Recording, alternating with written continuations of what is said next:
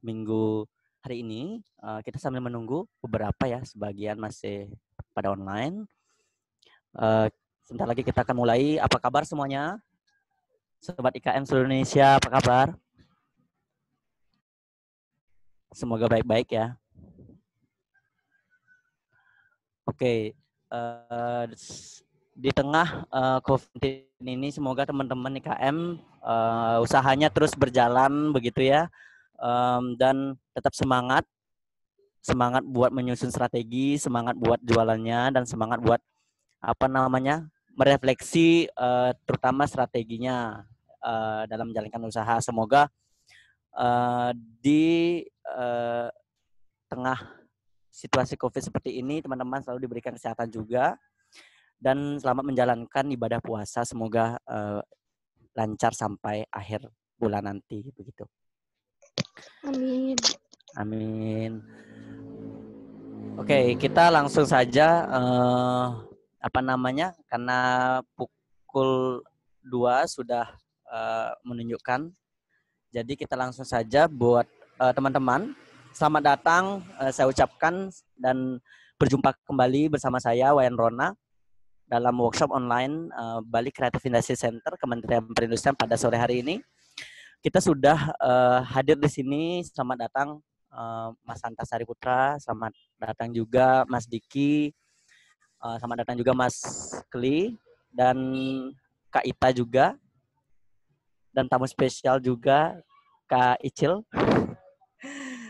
Oke, sebelum kita memulai,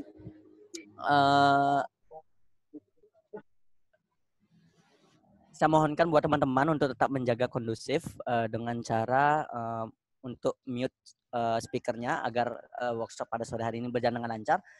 Dan hari ini kita jatuhnya sharing ya teman-teman. Jadi teman-teman kalau misalkan punya keluhan, punya kendala di tengah COVID-19 ini bisa langsung sharing, terutama narasumber kita sudah expert di bidangnya tentunya, dan praktisi begitu ya. Nanti sharingnya juga aplikatif begitu.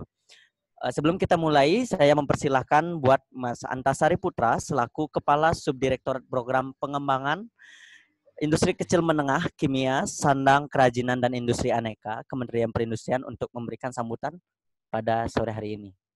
Silakan Mas Antasari. Baik, terima kasih Bli Wayan. Halo Kak Krista, kemudian Mas Keli, dan teman-teman semuanya. Ini adalah seri ke-10 kalau nggak salah ya, Mas Bli Wayan. Dari rangkaian Iya betul, 10. ke-10 ya. Dari rangkaian bagaimana pelaku industri kreatif, pelaku industri kecil dan menengah untuk menghadapi wabah COVID ini. Jadi ini sudah cukup, kita awalnya sehari sekali, kemudian ini mulai 2 hari sekali, dan sekarang ke sesi praktisi. Jadi lebih banyak kita sharing di sini. Ini nanti teman-teman harapannya bisa aktif, jadi menanyakan, bisa saling berbagi dengan pembicara juga jadinya. Jadi kita di sini istilahnya kita berusaha untuk tetap positif dan saling berbagi, saling mendukung satu sama lain. Kemarin sesi sebelumnya dari Amazara ada beberapa yang bertanya, sesi yang sepatu yang Sagara Bootmaker ada beberapa yang menanyakan terkait dengan kosmetik, karena sangat berbeda karakteristik industrinya. Kami sarankan untuk ikut hari ini dan bisa menanyakan langsung kepada timnya Lizzie Para. Jadi mungkin jadi jawabannya harapannya lebih pas. Khawatirnya kami juga memberikan resep yang nggak pas, nanti malah kurang bagus lagi. Mungkin itu aja. Selamat mengikuti workshop kali ini. Workshop kali ini diselenggarakan oleh Bali Creative Industry Center dan Direktorat Jenderal Industri Kecil Menengah dan Aneka, dan bekerja sama dengan Business Venture and Development Institute Universitas Prasetya Mulia. Mungkin itu aja. Selamat belajar buat teman-teman. Kita belajar bareng di sini, sharing berbagi pengalaman untuk bisa terus eksis, terus bertahan dalam kondisi saat ini. Mungkin itu aja. Terima kasih. Assalamualaikum warahmatullahi wabarakatuh. Yes.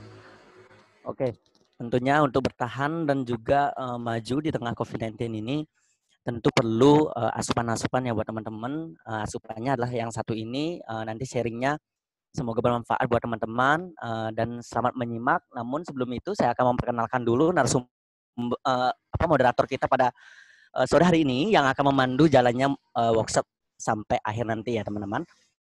Beliau merupakan salah satu faculty member di Universitas Prasetya Mulia dan beliau mengajar di bidang mata kuliah entrepreneurship dan juga social entrepreneurship.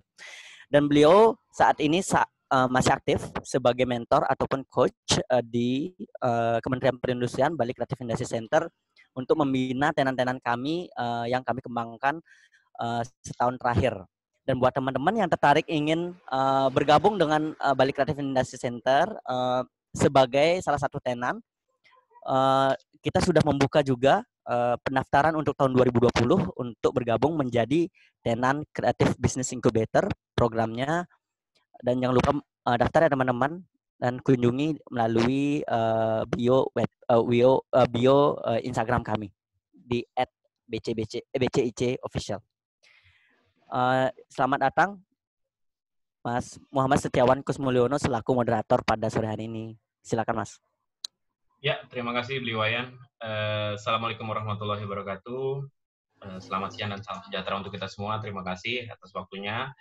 Mungkin kita langsung saja. Sebelumnya juga sudah cukup banyak ya sekarang pesertanya hampir 43 gitu ya.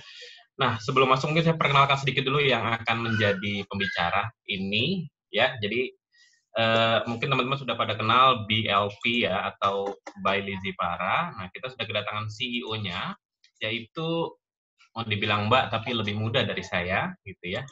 Udah kenal hampir 14 tahun juga.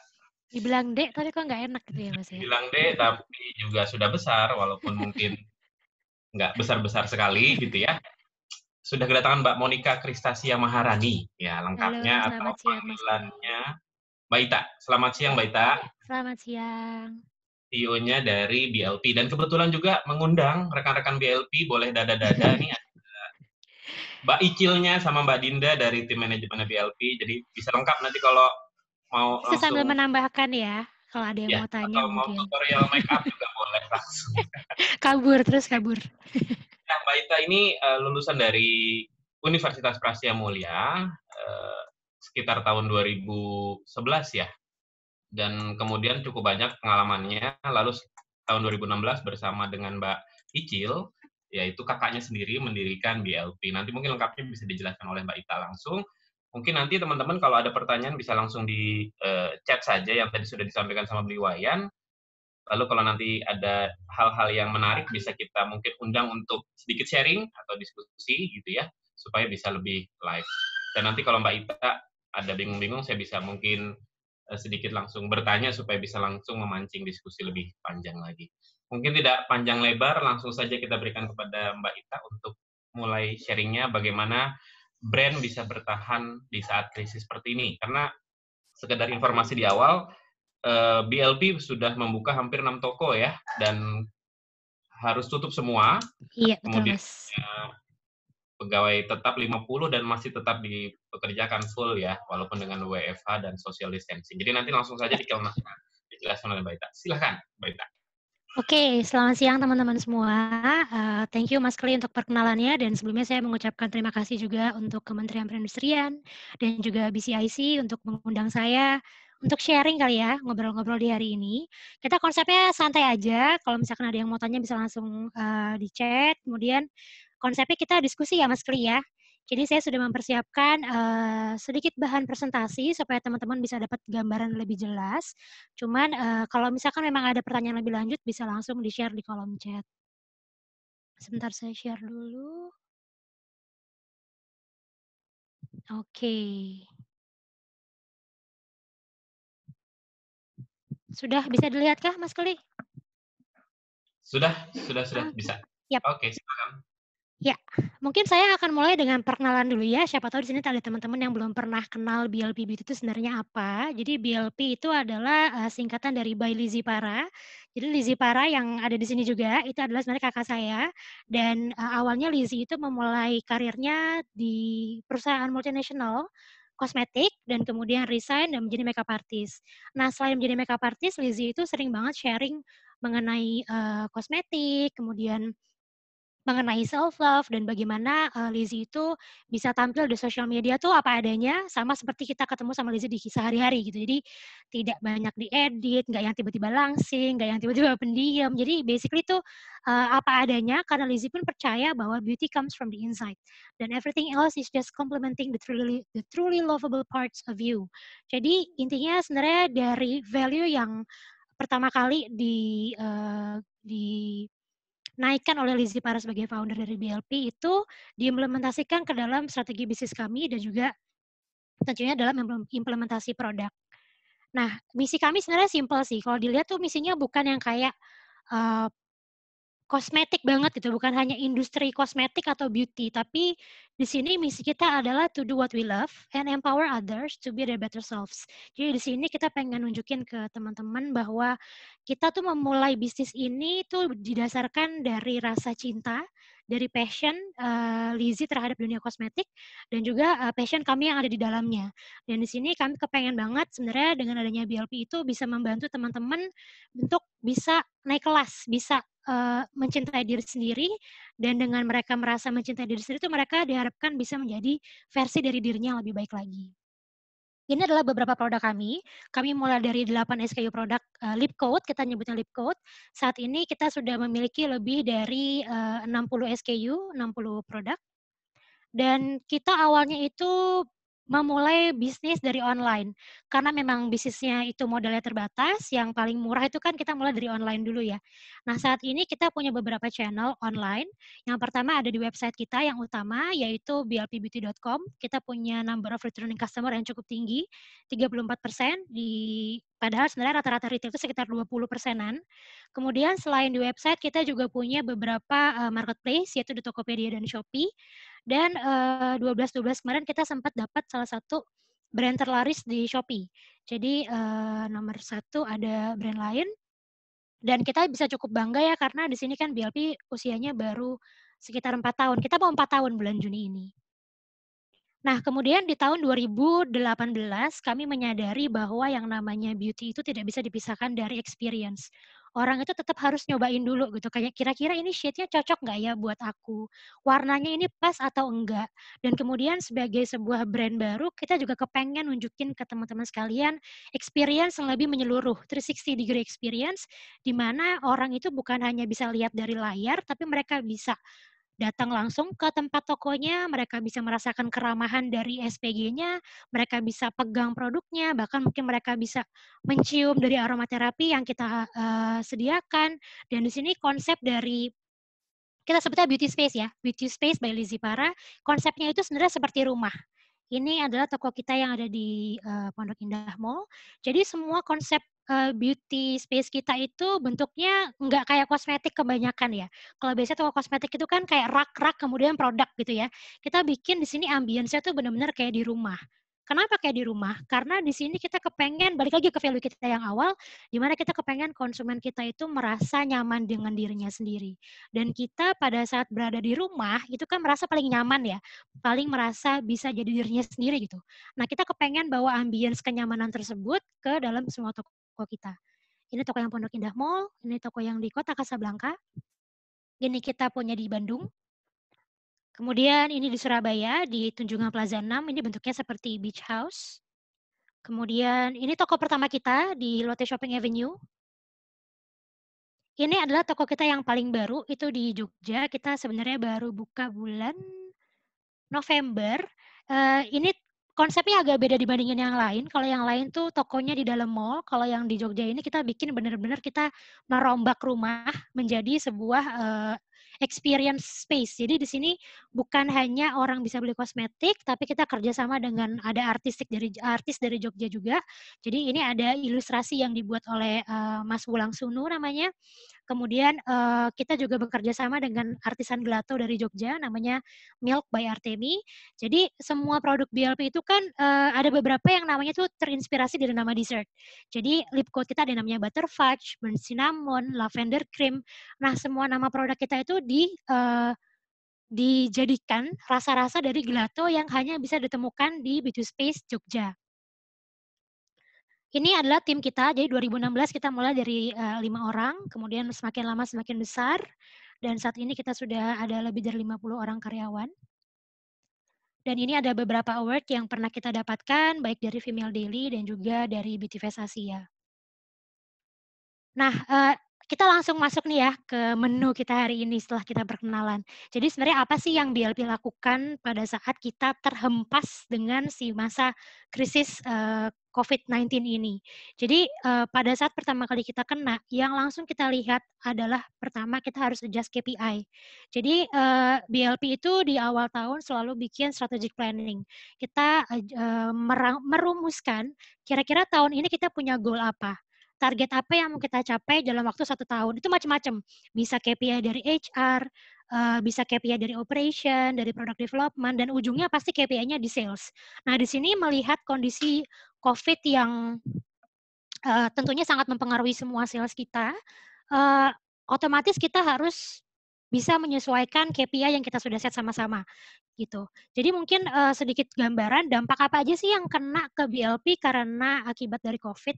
Yang pertama yang tentunya paling signifikan adalah seperti yang tadi disampaikan oleh Mas Kelly, bahwa toko kita semuanya tutup gitu. Jadi dari tanggal kurang lebih akhir Maret ya, minggu ketiga Maret sampai saat ini semua toko kita itu tutup.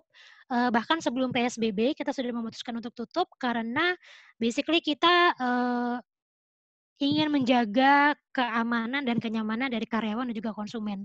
Padahal sebenarnya toko offline kita itu memiliki kontribusi sales yang cukup besar dibandingkan dengan online itu. Jadi online dan offline ini basically kita lumayan balance ya. Jadi dengan si offline ini tutup, otomatis sebenarnya kita kehilangan pendapatan dari retail. Nah, dengan adanya kita adjust KPI, kita kemudian harusnya mengadjust strategi juga. Strategi yang di-adjust ini bukan hanya dari marketingnya aja, bukan hanya dari salesnya aja, tapi tentunya dari HR juga nggak kalah penting. Dari HR kita adjust, dari commercial kita adjust, dari operation pun bahkan semuanya kita adjust. Karena dampaknya ini bukan hanya kita nggak bisa jualan, tapi salah satunya bisa juga misalkan kayak kita sudah develop produk, tapi kemudian delivery-nya jadi terhambat. Kemudian tentunya beberapa agenda lain yang mungkin sudah kita agendakan, misalkan seperti launching produk, itu juga kita harus sesuaikan karena kondisinya tidak memungkinkan gitu. Nah kemudian yang ketiga yang harus kita lakukan selain kita fokus dengan kondisi yang sekarang, selain kita fokus mencari strategi untuk bisa menghadapi situasi saat ini, kita juga harus melihat kira-kira potensi masalah apa yang masih bisa terjadi di masa depan. That's why akhirnya kita bikin yang namanya business continuity plan. Nanti ini akan ada penjelasannya di belakang. Kemudian yang terakhir adalah kita juga harus mempersiapkan beberapa bisnis skenario. Kenapa kita harus bikin beberapa skenario? Karena basically kondisi COVID-19 ini adalah sesuatu yang baru. Kita pun nggak tahu ini selesainya sampai kapan. Dampak ekonominya akan sejauh apa. Bahkan kayak, jadi gue bisa buka toko lagi kapan, itu tuh bahkan sampai sekarang saya rasa pun belum ada yang bisa jawab. Nah itulah kenapa kita harus bikin beberapa bisnis skenario, sehingga kita bisa mempersiapkan segala kemungkinan yang terjadi. Misalnya, bisnis skenario yang pertama yang saya siapkan adalah apabila base case-nya COVID-19 ini akan selesai di bulan Juli. Berarti anggapannya saya sudah bisa mulai buka toko lagi di bulan Juli. Bisnis skenario yang kedua adalah apabila saya baru bisa beroperasi secara full itu di bulan September. Itu kondisinya middle lah ya. Saya harus mempersiapkan apa yang harus saya lakukan apabila saya September itu baru bisa mulai jualan secara full. Kemudian yang ketiga adalah bisnis skenario ke bahwa ternyata ini akan semakin buruk dan tidak akan kembali normal sampai dengan awal tahun. Itu apa yang harus kita lakukan? Tentunya setiap kondisi itu memerlukan skenario yang berbeda-beda. Nah, sebaiknya kita dari manajemen mempersiapkan beberapa skenario sehingga kita nggak kaget. Misalnya kita cuma siapin bahwa kita siap sampai bulan Juli ya. Ternyata bulan Juli itu belum membaik. Di situ kita baru kelimpungan. Wah, tahu gitu gue kemarin gini gitu. Jadi di sini kita mempersiapkan 3 skenario supaya kita juga lebih siap menghadapi semua kemungkinan yang ada. Sampai sini Mas Keli mungkin ada pertanyaan? Ya, oke. Ini yang skenario nih, Mbak. Kira-kira kemarin itu yang fokus pertamanya itu apa dulu sih? Misalkan kan kemarin ketika toko tutup, apakah perbaikan dulu atau sales-nya dulu atau gimana? Ini kan cukup banyak nih, adjusting KPI, Betul. adjusting strategis, bikin BCP sama skenario. Ketika hal pertama kemarin ketika kejadian, apa dulu nih yang kemudian diselesaikan? Yang paling pertama. Hal pertama yang saya tanyakan ke tim finance adalah kita punya uang berapa? Kita masih tahan berapa lama? Nah, dari situ Dinda, CFO saya membantu untuk menghitungkan sampai ke akhir tahun. Jadi yang saya hitung itu sampai akhir tahun, kita itu pertama gini, kita masih punya cash itu berapa? Kita masih punya liquid itu berapa? Kemudian kita hitung sampai akhir tahun, kita punya kebutuhan untuk expense itu apa aja. Itu bisa dari operational expense, bisa dari mungkin cicilan kalau misalkan kita punya hutang, kemudian yang ketiga kita masih punya outstanding PO yang tentunya masih harus dibayarkan. Jadi kalau di kosmetik itu yang agak susah adalah kita develop produk itu nggak 1-2 bulan. Jadi untuk membuat satu produk baru itu kadang untuk R&D-nya aja bisa setahun lebih. Jadi dari kita masukin PO sampai itu barang datang itu tuh waktunya bisa berbulan-bulan. Jadi ada beberapa produk yang sudah kita masukin PO ke pabrik sebelum si COVID ini terjadi. Nah, itu produksinya kan sudah tetap berjalan ya, dan kita harus menyerap stoknya. That's why akhirnya kita harus ngitung juga, kita masih punya hutang berapa ke pabrik yang harus kita bayarkan pada saat produk itu datang ke gudang kita. Karena produk itu juga timeline-nya lumayan panjang ya, jadi bukan hanya 1-2 minggu. That's why kenapa kalau dari BLB sendiri kita ngelihatnya lebih ke sampai akhir tahun. Jadi sampai akhir tahun kita masih harus mengeluarkan uang berapa, kita hitung dari cost untuk marketing. Tentunya cost marketing sudah kita sesuaikan ya. Kemudian basically ini kayak basic needs yang harus kita bayarkan untuk tetap menjalankan bisnis ini. Termasuk kayak fixed cost, kemudian gaji karyawan secara full sebelum dipotong, kemudian yang tadi ya, hutang, outstanding PO, kemudian biaya-biaya lain yang kita sudah tahu bahwa dalam rentang waktu sampai Desember ini pasti akan harus saya bayarkan. Kita hitung dulu, kemudian kita kurangi dengan uang yang ada, baru kita kelihatan sebenarnya kita butuh uang berapa untuk kita bisa bertahan sampai ke akhir tahun. Kebetulan kalau BLP ini kan basically untungnya kita nggak zero revenue ya, kita masih ada pemasukan dari online, sehingga basically kita masih memungkinkan untuk kita jualan. Nah, dari situ baru kita set nih. Oke, berarti kita punya uang sekian, uang segini ini akan dikeluarkan jadwalnya misalnya Agustus, Juli, September, November, sampai ke Desember. Nah, di situ akhirnya kita lihat ternyata saya kurang misalnya sekian ratus juta. Berarti dalam waktu sampai September, kita harus punya target sales untuk online sekian rupiah supaya kita bisa nutup semua basic needs sampai dengan akhir tahun. Itu sih Mas Keli yang benar-benar pertama kita lakukan. Itu berarti sudah yakin ya, maksudnya dari perhitungannya itu nggak akan misalkan nih ya, sampai mengurangi pegawai tetapnya itu berarti udah pasti aman ya? Sampai akhir tahun nggak mengurangi pegawai tetap. Kalau dari kami memang sebenarnya mengurangi pegawai itu menjadi pilihan terakhir. Ibaratnya kita lihat dulu ya, ini tentunya setiap bisnis beda-beda. Tapi kita lihat bahwa di BLP saat ini kita kondisinya masih bisa bertahan selama kita masih jualan. Dan kita lihat kondisinya sambil berjalan ini di bulan Maret, di bulan April, oh kita nggak zero revenue. So basically kita masih bisa set target sales, kita masih bisa push penjualan, karena nggak semua channel kita ketutup sama sekali. Beda kalau misalkan saya hanya punya retail dan saya tutup, zero revenue, itu tentu strateginya akan beda lagi. Gitu. Oke, menarik. Nih mohon tadi masih ada beberapa yang belum unmute, boleh di-unmute dulu ya supaya tidak mengganggu. Di-mute Oke, mungkin Mbak Mas Ita. maksudnya, Mas. Oh iya, di-mute dulu, sorry. Ini kayaknya lengkap nih yang datang Mbak Ita didukung penuh oleh keluarganya sampai orang tuanya juga hadir kayaknya nih ya. Mohon maaf ya, kita tuh sekeluarga emang gitu. Jadi kalau anaknya di mana pasti orang tuanya support, alhamdulillah. Ya. Kak Ita boleh tanya? Saya Sari. Oke, boleh sekali dulu Bu, sekali. Silakan Bu Sari. Oke. Ya.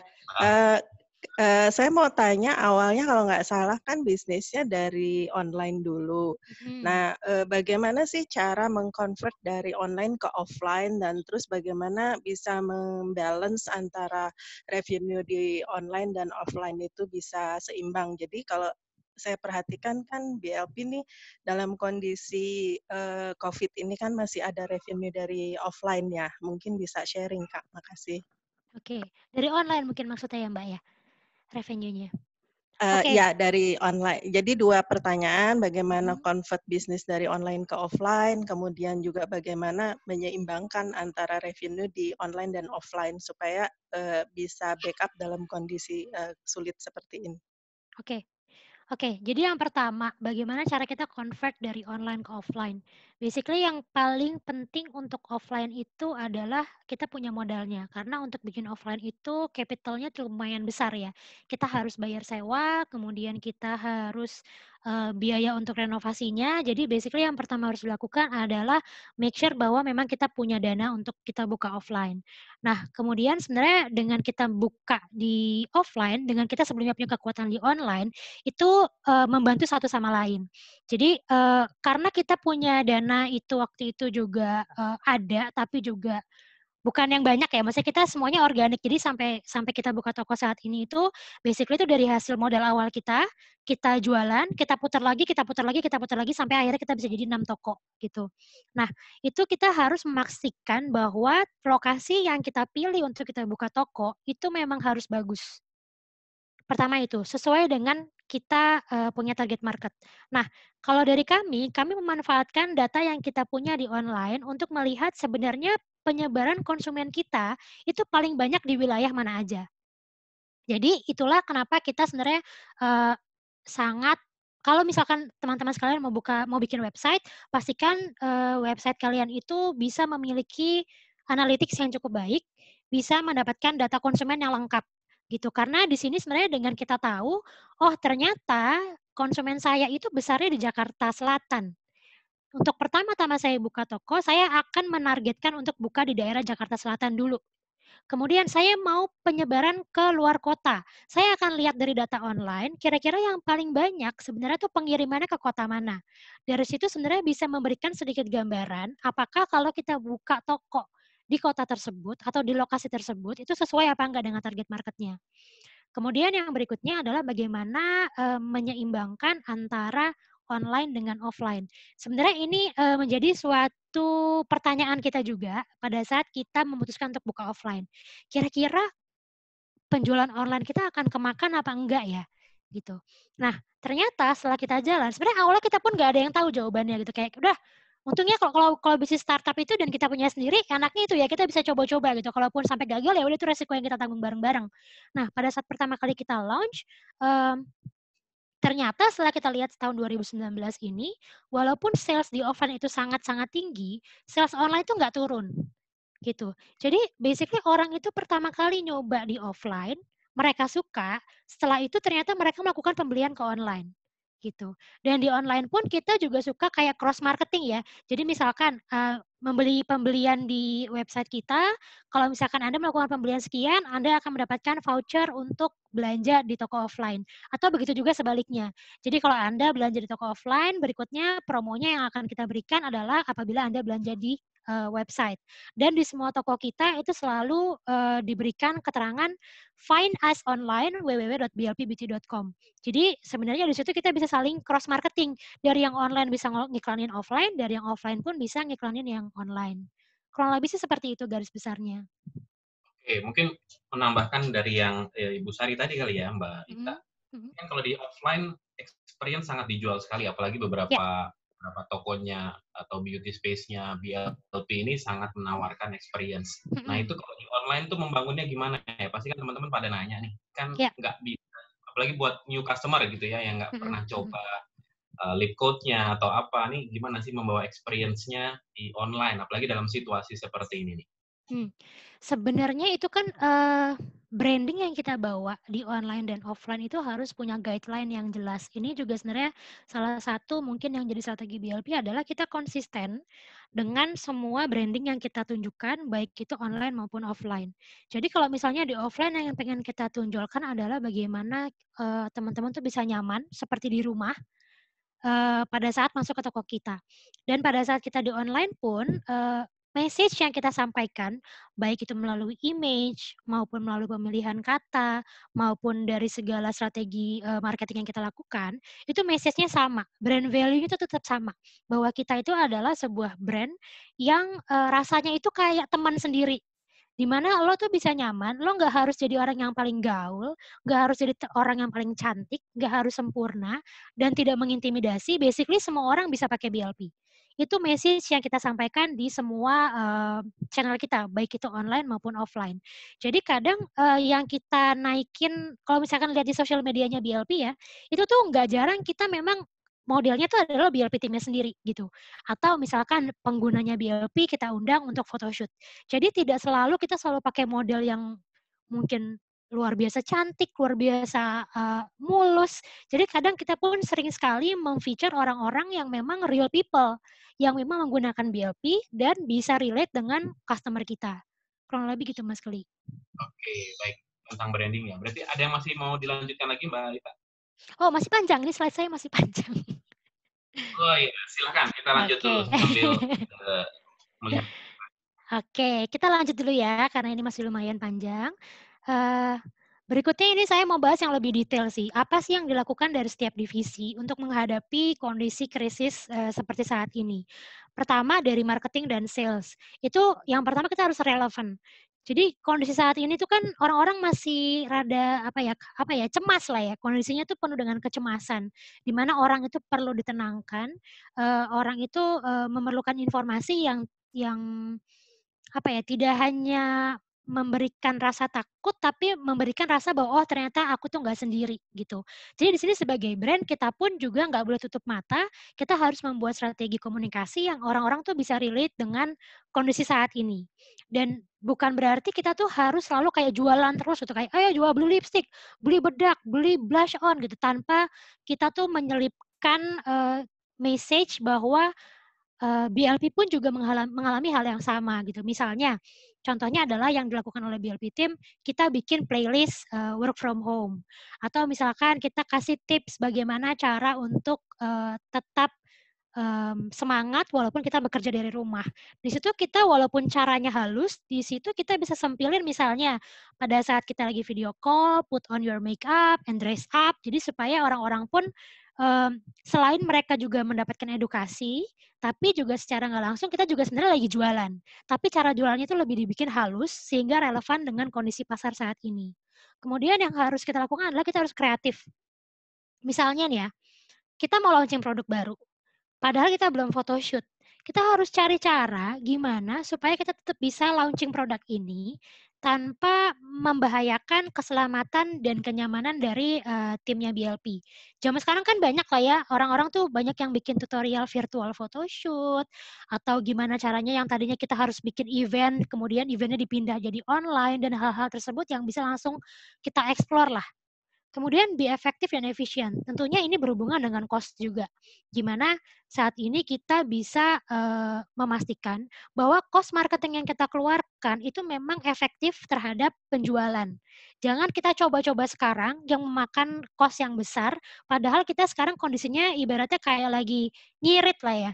Jadi pastikan bahwa pastikan bahwa strategi marketingnya itu bisa dibilang bulletproof lah. Ini pasti berhasil. At least untuk mendatangkan sales jangka pendek gitu. Kemudian yang berikutnya fokus on digital campaign. Ya kita tahu bahwa sekarang ini offline tuh udah hampir nggak bisa dikotak-atik. Toko pun kita nggak bisa buka, bikin event itu apalagi. Jadi kita fokus aja semua tim yang ada itu tenaga dan pikirannya dan waktunya tuh dialihkan untuk digital campaign. Lalu be active on social media. Di sini walaupun kita nggak bisa bertemu muka, tapi di sini sebenarnya adalah saatnya kita untuk engage lebih dalam, lebih sering dengan konsumen kita. Kenapa? Karena basically orang itu online saat ini. Tingkat orang menggunakan sosial media itu meningkat karena mereka nggak bisa kemana-mana. Dan karena mereka pun juga bekerja dari rumah, jadi tingkat mereka untuk exploring online ideas itu tuh jauh lebih meningkat. Di sini pun saatnya kita bikin konten yang lebih engaging. Karena di sini saatnya kita bisa engage dengan konsumen, dan kadang engagement itu tidak hanya soal jualan, gitu. Kemudian reach out to your loyal customer. Nah, di sini yang baru banget kita lakukan adalah sebenarnya kita melaunch program berjualan yang kita kontak ke konsumen-konsumen kita yang sudah ada. Nah, ini baru kerasa betapa pentingnya data konsumen yang kita punya selama ini kita jualan. Jadi dengan kita punya data konsumen, sebenarnya kita bisa kontak mereka, baik itu melalui email atau mungkin melalui WhatsApp, tapi tentunya juga jangan WhatsApp yang spamming ya. Kemudian kita bisa engage ke mereka lebih dalam, misalnya kita mau bikin survei atau misalkan as simple as kita menunjukkan misalkan perhatian ke loyal customer kita, apa kabar, kita harap kalian semua sehat dan lain-lain lah. Intinya di sini adalah saatnya kita untuk reach out ke loyal customer, karena tentunya pasti cost untuk kita maintaining customer itu jauh lebih rendah dibandingkan kita harus mengakuisisi konsumen yang baru. Kemudian tentunya kita harus bikin promotion program yang menarik. Nggak bisa dipungkiri bahwa saat ini banyak brand-brand yang melakukan diskon karena kondisi sales-nya yang nggak terlalu bagus, termasuk untuk BLP juga gitu. Di sini kita perlu flush out stock, kita perlu push penjualan, dan nggak bisa dipungkiri bahwa kosmetik itu kan bukan kebutuhan primer ya. Sedangkan saat ini tuh orang banyak lebih kayak saving atau expense itu di-save buat pembelian barang-barang yang sifatnya barang-barang pokok, kayak mungkin sembako dan lain-lain. Di sini kalau misalkan kita tidak memberikan promo yang menarik, itu agak susah untuk kita bisa jualan, gitu. Dan gimana caranya supaya kita nggak merusak branding, walaupun kita mungkin bikin promotion program yang mungkin lebih deep dibandingin promo-promo kita yang sebelumnya. Itu kembali lagi ke cara kita eksekusinya. Misalnya dari bagaimana kita mengkomunikasikan tentang diskon, dari bagaimana kita mendesain layout dari pengumumannya, kemudian kita bisa bikin juga programnya itu tidak hanya selalu slash price, tapi mungkin bisa kita bikin bundling, atau kita bisa ajak kerja sama brand-brand lain yang tentunya mereka juga mengalami hal yang sama ya. Kita bisa bikin kerjasama, misalkan cross promotion, dan promosi-promosi lain yang kira-kira bisa memancing supaya customer itu melakukan pembelian. Dan menurut saya, BLP itu kan bukan brand yang sering diskon ya. Jadi kita juga bukan brand yang setiap saat tuh selalu ada diskon gitu. Dan kami butuh mencari cara dan momentum yang tepat supaya kita bisa melakukan promo tanpa merusak branding. Dan saat ini sebenarnya saat yang tepat untuk kita bisa push di promotion karena kita mendekati Lebaran. Seperti teman-teman tahu, pastinya kalau Lebaran itu adalah saatnya kita untuk jualan habis-habisan. Karena basically orang ada yang punya THR, dan apalagi sekarang orang nggak kemana-mana. Jadi di sini sebenarnya saatnya kita untuk ibaratnya kayak riding the wave dari keseruan Lebaran, di mana memang semua brand mostly itu pasti akan melakukan diskon. Dan di sini aku rasa konsumen dan masyarakat pun tahu ya bahwa ini tuh adalah saat yang sulit buat semuanya jualan, sehingga kalaupun memang harus kita sampai slash price, itu adalah hal yang kita lakukan untuk survival, gitu. Jadi menurut saya promotion program itu juga penting, tapi bagaimana cara kita mengeksekusinya yang harus kreatif supaya nggak menjatuhkan branding. Nah, seperti yang poin berikutnya adalah kita harus stay konsisten dengan yang kita punya branding. Jadi kalau misalkan sekarang kita punya brandingnya A, jangan tiba-tiba kita berubah jadi B gitu. Kemudian yang berikutnya adalah plan for future growth. Kita tahu bahwa saat ini kondisinya memang tidak kondisif ya. Tapi tentunya kita pun punya harapan bahwa kondisi ini akan membaik gitu. Jadi dan kalau kita lihat dari negara-negara yang sudah melewati ini terlebih dahulu, mereka butuh waktu sekitar 3-4 bulan sebelum kondisinya kembali ke normal. Tapi sebenarnya kita bisa melihat bahwa kondisi ini akan membaik gitu ke depannya. Harapan semua orang ya, kondisi ini akan membaik ke depannya.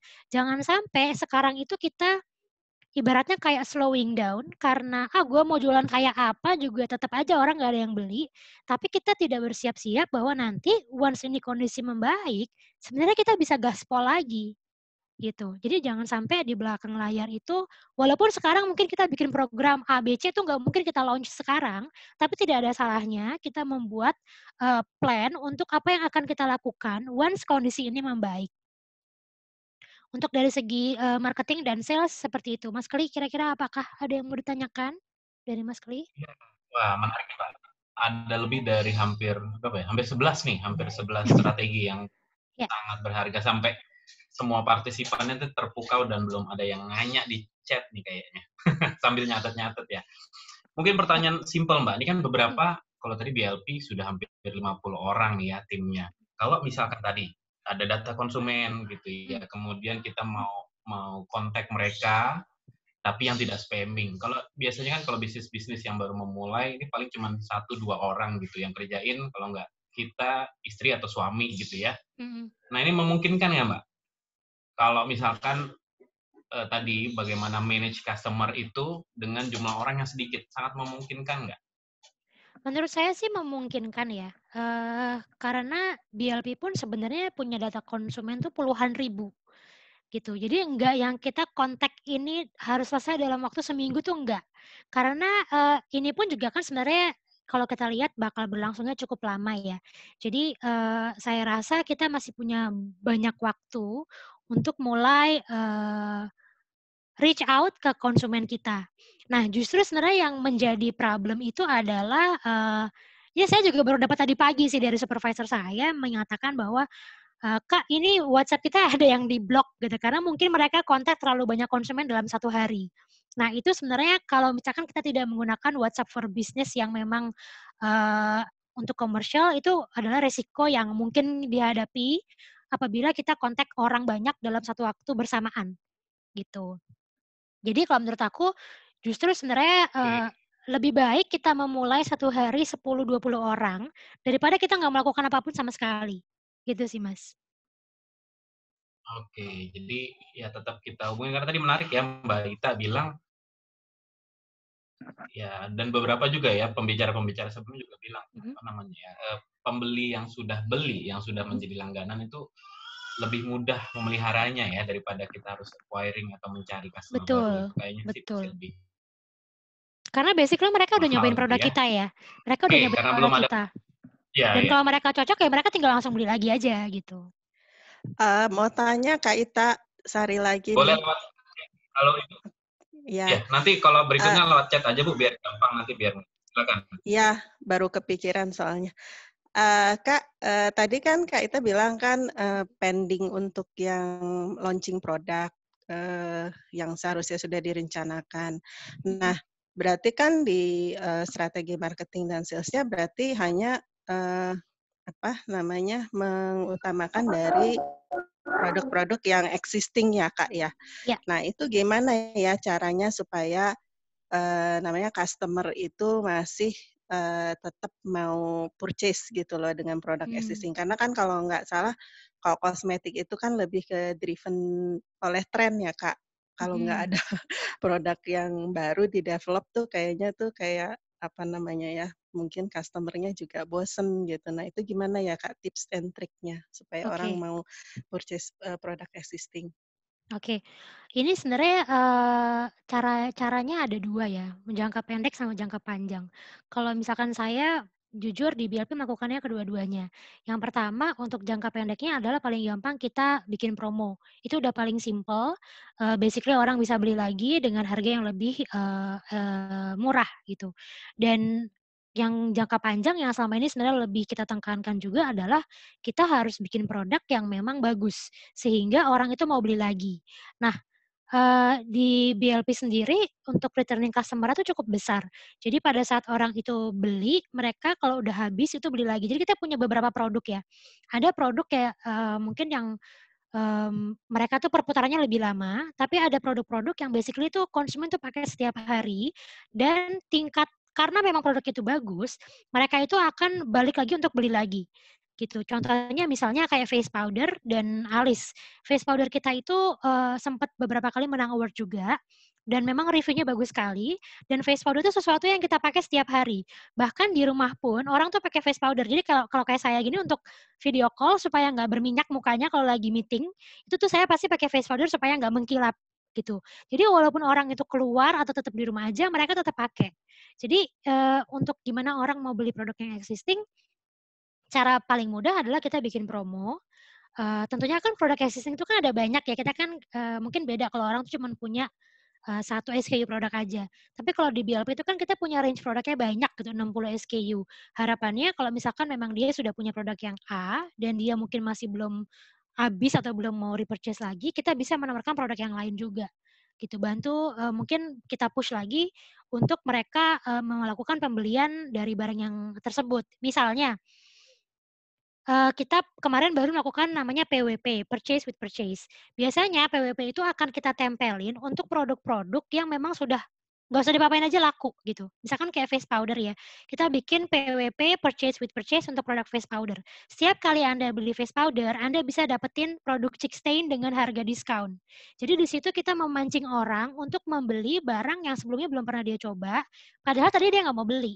Dia tadinya cuma pengen beli face powdernya, karena dia memang pemakai face powder, tapi kita pancing dengan bentuk diskon si PWP itu supaya dia mau cobain produk yang lain. Kurang lebih sih kayak gitu. Oke, Mbak Ita, sebelum kita bergerak ke slide berikutnya, mungkin saya ada satu pertanyaan lagi nih dari Boleh.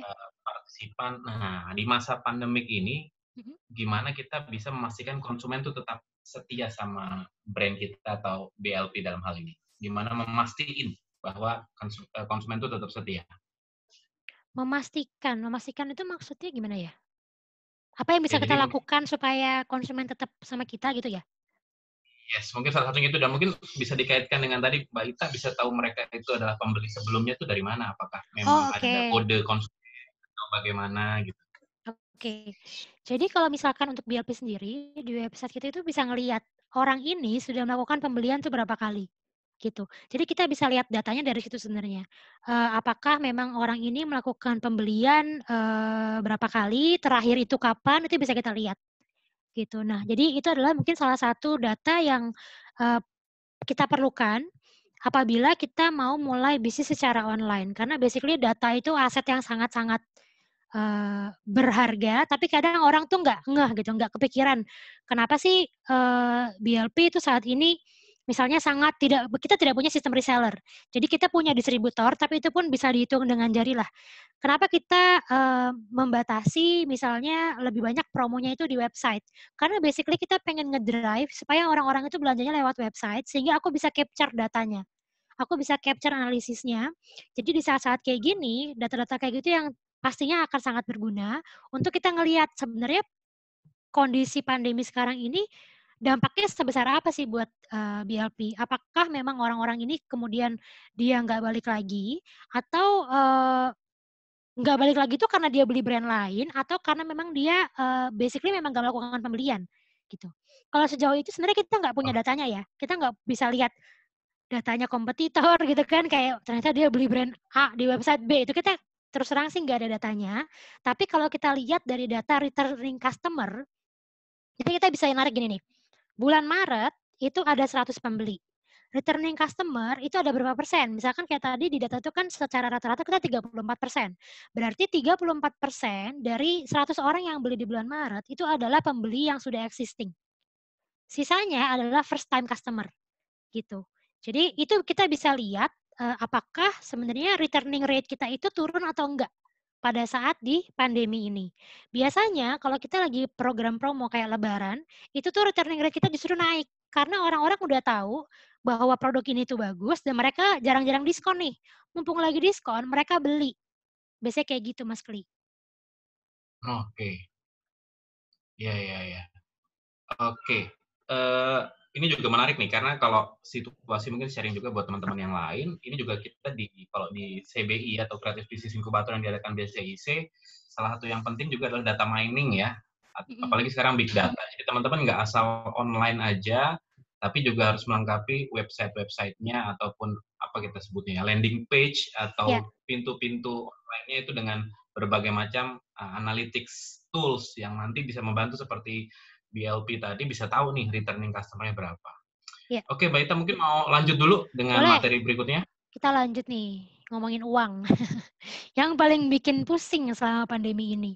Jadi, apa sih yang harus dilakukan dari segi finance dengan kondisi krisis yang sedang kita alami saat ini?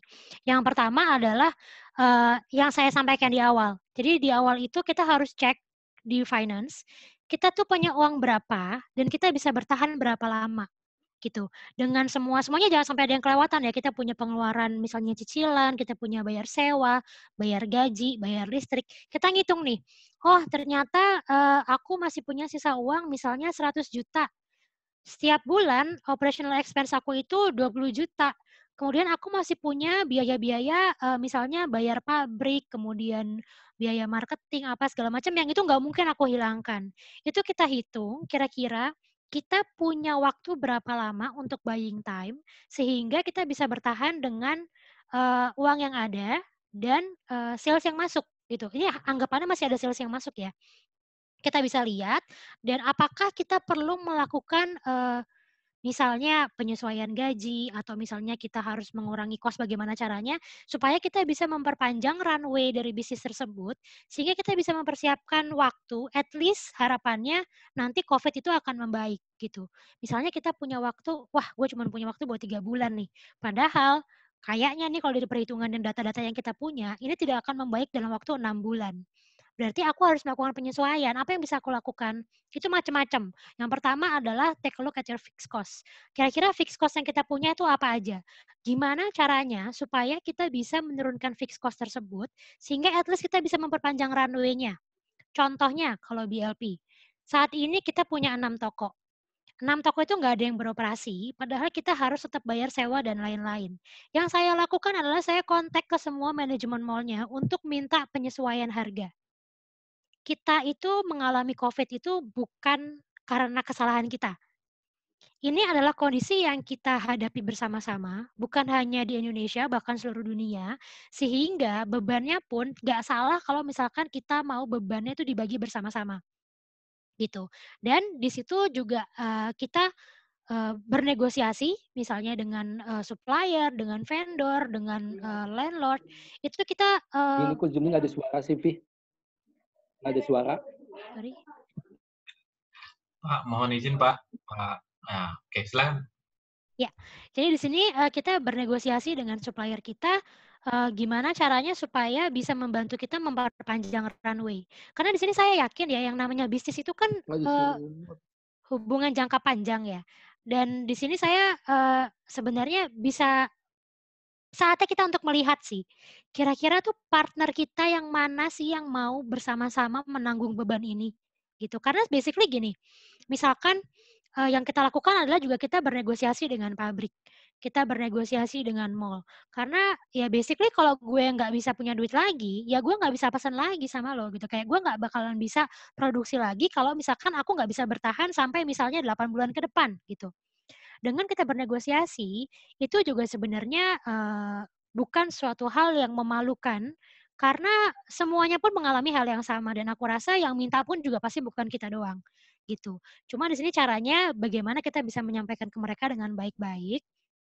Kalau bisa kita sampaikan misalnya ya, kita punya supplier kosmetik gitu, kita punya pabrik yang kita harus bayar PO yang sudah berjalan. Mungkin sebelum tagihan itu turun, kita sudah bisa menyampaikan ke mereka bahwa, "Pak atau Bu, bolehkah saya meminta penyesuaian untuk misalkan term pembayarannya, yang tadinya misalnya kita harus bayarkan lunas di bulan Juli, kita bagi misalkan saya bayar dulu 20%, kemudian sisanya kita bayar lagi di bulan berikutnya." Itu adalah cara kita untuk, buying time, supaya kita punya runway lebih panjang, harapannya kondisinya membaik, kita bisa jualan lebih bagus lagi. Di sini adalah saatnya juga kita melihat, eee saya rasa di sini semua orang akan, keluar aslinya ya kalau menurut saya. Secara brand, seorang brand itu juga akan keluar nih, kira-kira aslinya seperti apa, kemudian, vendor-vendor mana yang kira-kira mau bersama-sama memikul bebannya pun kita juga bisa menilai gitu loh. Jadi menurut saya, dari sini pun kita bisa memahami ke depannya kira-kira vendor mana yang sebaiknya, saya apa ya, tentunya itu akan mempengaruhi pikiran kita ya, ibaratnya kayak, wah yang kemarin gila dia sama sekali loh strict nggak mau ngasih gini. Wah kalau kayak gini mah gue mendingan cari yang lain aja deh yang lebih fleksibel gitu. Karena kan kondisi ini ibaratnya jangan sampai kita secara nggak langsung dihukum atas kondisi yang sebenarnya menimpa banyak orang gitu. Kemudian yang berikutnya adalah be financially disciplined. Jangan mengeluarkan cost untuk hal-hal yang sifatnya tidak signifikan terhadap produktivitas. Jadi di sini sebenarnya kita udah susun budget ya gitu misalnya ya. Kita punya budget marketing sekian, kita punya budget HR sekian. Kita harus lihat lagi kira-kira budget mana yang bisa dikurangi tanpa mengurangi produktivitas dari perusahaan kita. Untuk budget yang memang sifatnya langsung berdampak ke sales, itu ya nggak apa-apa, tetap dikeluarin. Misalnya, kalau misalkan kita nggak marketing sama sekali, ya orang nggak ada yang tahu kita tuh bikin promo gitu misalnya. Jadi saya misalnya, contohnya besok saya mau bikin promo untuk Ramadan. Saya butuh capture lebih banyak audience. That's why saya tetap membudgetkan untuk misalnya Google Ads atau Instagram Ads. Tapi jumlahnya mungkin bisa kita sesuaikan.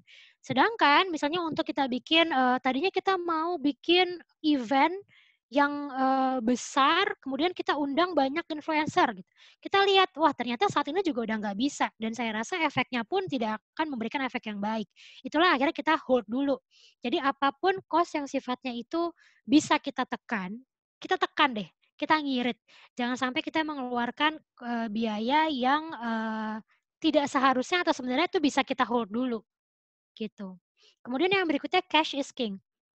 Saat ini itu kita yang paling penting adalah bagaimana kita punya dana yang liquid. Misalnya, saya dapat pesanan 100.000 lipstick, tapi baru dibayarnya akhir tahun ya. Buat saya itu berat, karena saya harus keluarin biaya produksi dulu, sedangkan uangnya itu baru masuk di akhir tahun. Saya lebih prefer cash-to-cash transaction, yang uangnya bisa langsung saya tarik. Misalkan saya jual langsung ke konsumen saya, ke konsumen akhir. Atau saya jual misalnya lewat website atau channel yang uangnya itu akan langsung masuk ke saya dalam jangka waktu maksimal misalnya 14 hari. Tapi kalau misalkan untuk jangka waktu yang pembayarannya itu agak lama, saya better hold dulu. Karena resikonya terlalu besar. Saya juga nggak tahu bisnis tersebut apakah bisa bertahan berapa lama.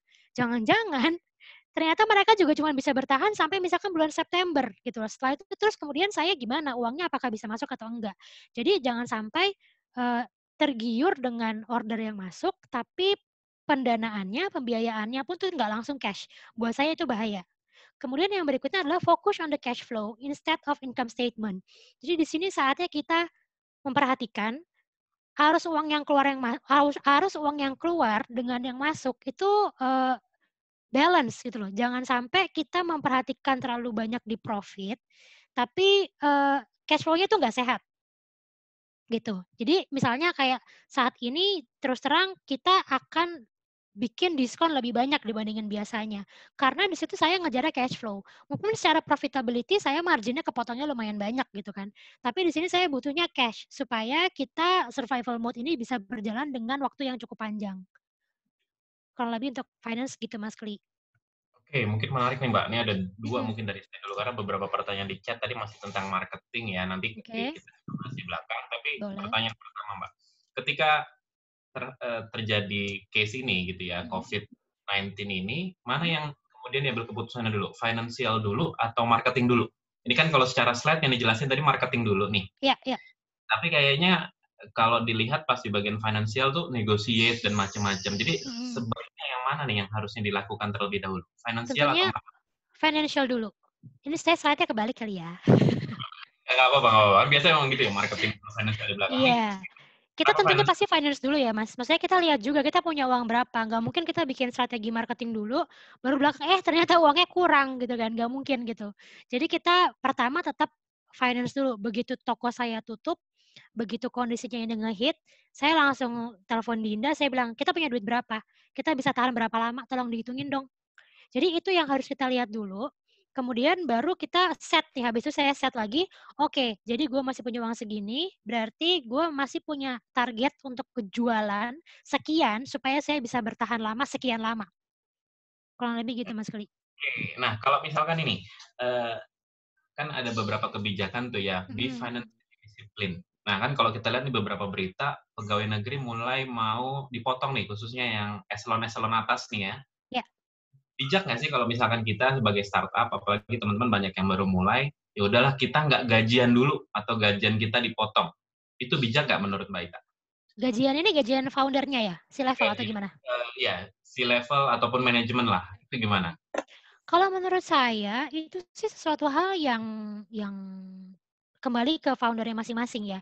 Itu adalah sesuatu keputusan yang perlu pertimbangan dari kedua belah pihak secara perusahaan maupun secara personal. Kalau dia BLP sendiri untuk si level itu sudah dipotong, tapi potongannya itu untuk kita berikan insentif ke tim operasional yang masih kerja.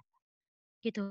Jadi, beberapa dari karyawan kami itu kan memang sudah work from home. Ada juga yang kayak SPG itu juga mereka, bahkan tidak bisa bekerja secara maksimal karena tokonya tutup. Tapi tim operation ini adalah sekarang menjadi ujung tanduk dari kita, yang basically kalau nggak ada mereka yang proses order, gue nggak bisa jualan sama sekali, gitu. Secara nggak langsung sebenarnya mereka itu memiliki resiko yang lebih besar, karena tetap harus bekerja di kondisi seperti ini. That's why akhirnya dari si level memang kita potong gaji dari gaji kami, tapi untuk memberikan insentif ke operational, staff yang masih harus masuk. Itu adalah salah satu bentuk, apresiasi dari kami, karena basically mereka juga masih bekerja, dengan, eee, bahkan beberapa kali tuh sempat lembur juga karena kita masuknya cuma 2 hari sekali. Jadi operation itu tetap masuk, tapi kita sesuaikan. Jadi hanya beberapa orang yang masuk dan mereka itu kita kasih shift, jadi nggak setiap hari masuk. Jadi kadang-kadang tuh kalau order lagi tinggi banget, justru mereka harus lembur, gitu. Nah, dengan itu harapannya kita bisa memberikan mereka apresiasi tanpa harus membebani keuangan perusahaan, gitu. Itu sebenarnya sesuatu hal yang menurut saya, lumrah sih ya untuk dilakukan. Oke. Iya. Kalau misalkan ini Mbak, kalau di BLP kan sudah cukup besar ya, sudah hampir 50 plus tadi pegawainya. Kalau yang cuman misalkan baru berdua, bertiga, lebih baik save the business first or save the family first? Ya kan, kalau misalkan ini apalagi pendapatan keluarga, tapi ya nggak apa-apa, saya pokoknya impas, yang penting produk muter dulu, saya bisa produksi, tapi mungkin nggak banyak ambil profit buat pribadi, itu gimana? Lebih baik save the business first or save the family first, Mbak? Kalau menurut saya sebenarnya konsep dari awal adalah jangan sampai mencampur antara keuangan pribadi dengan keuangan perusahaan.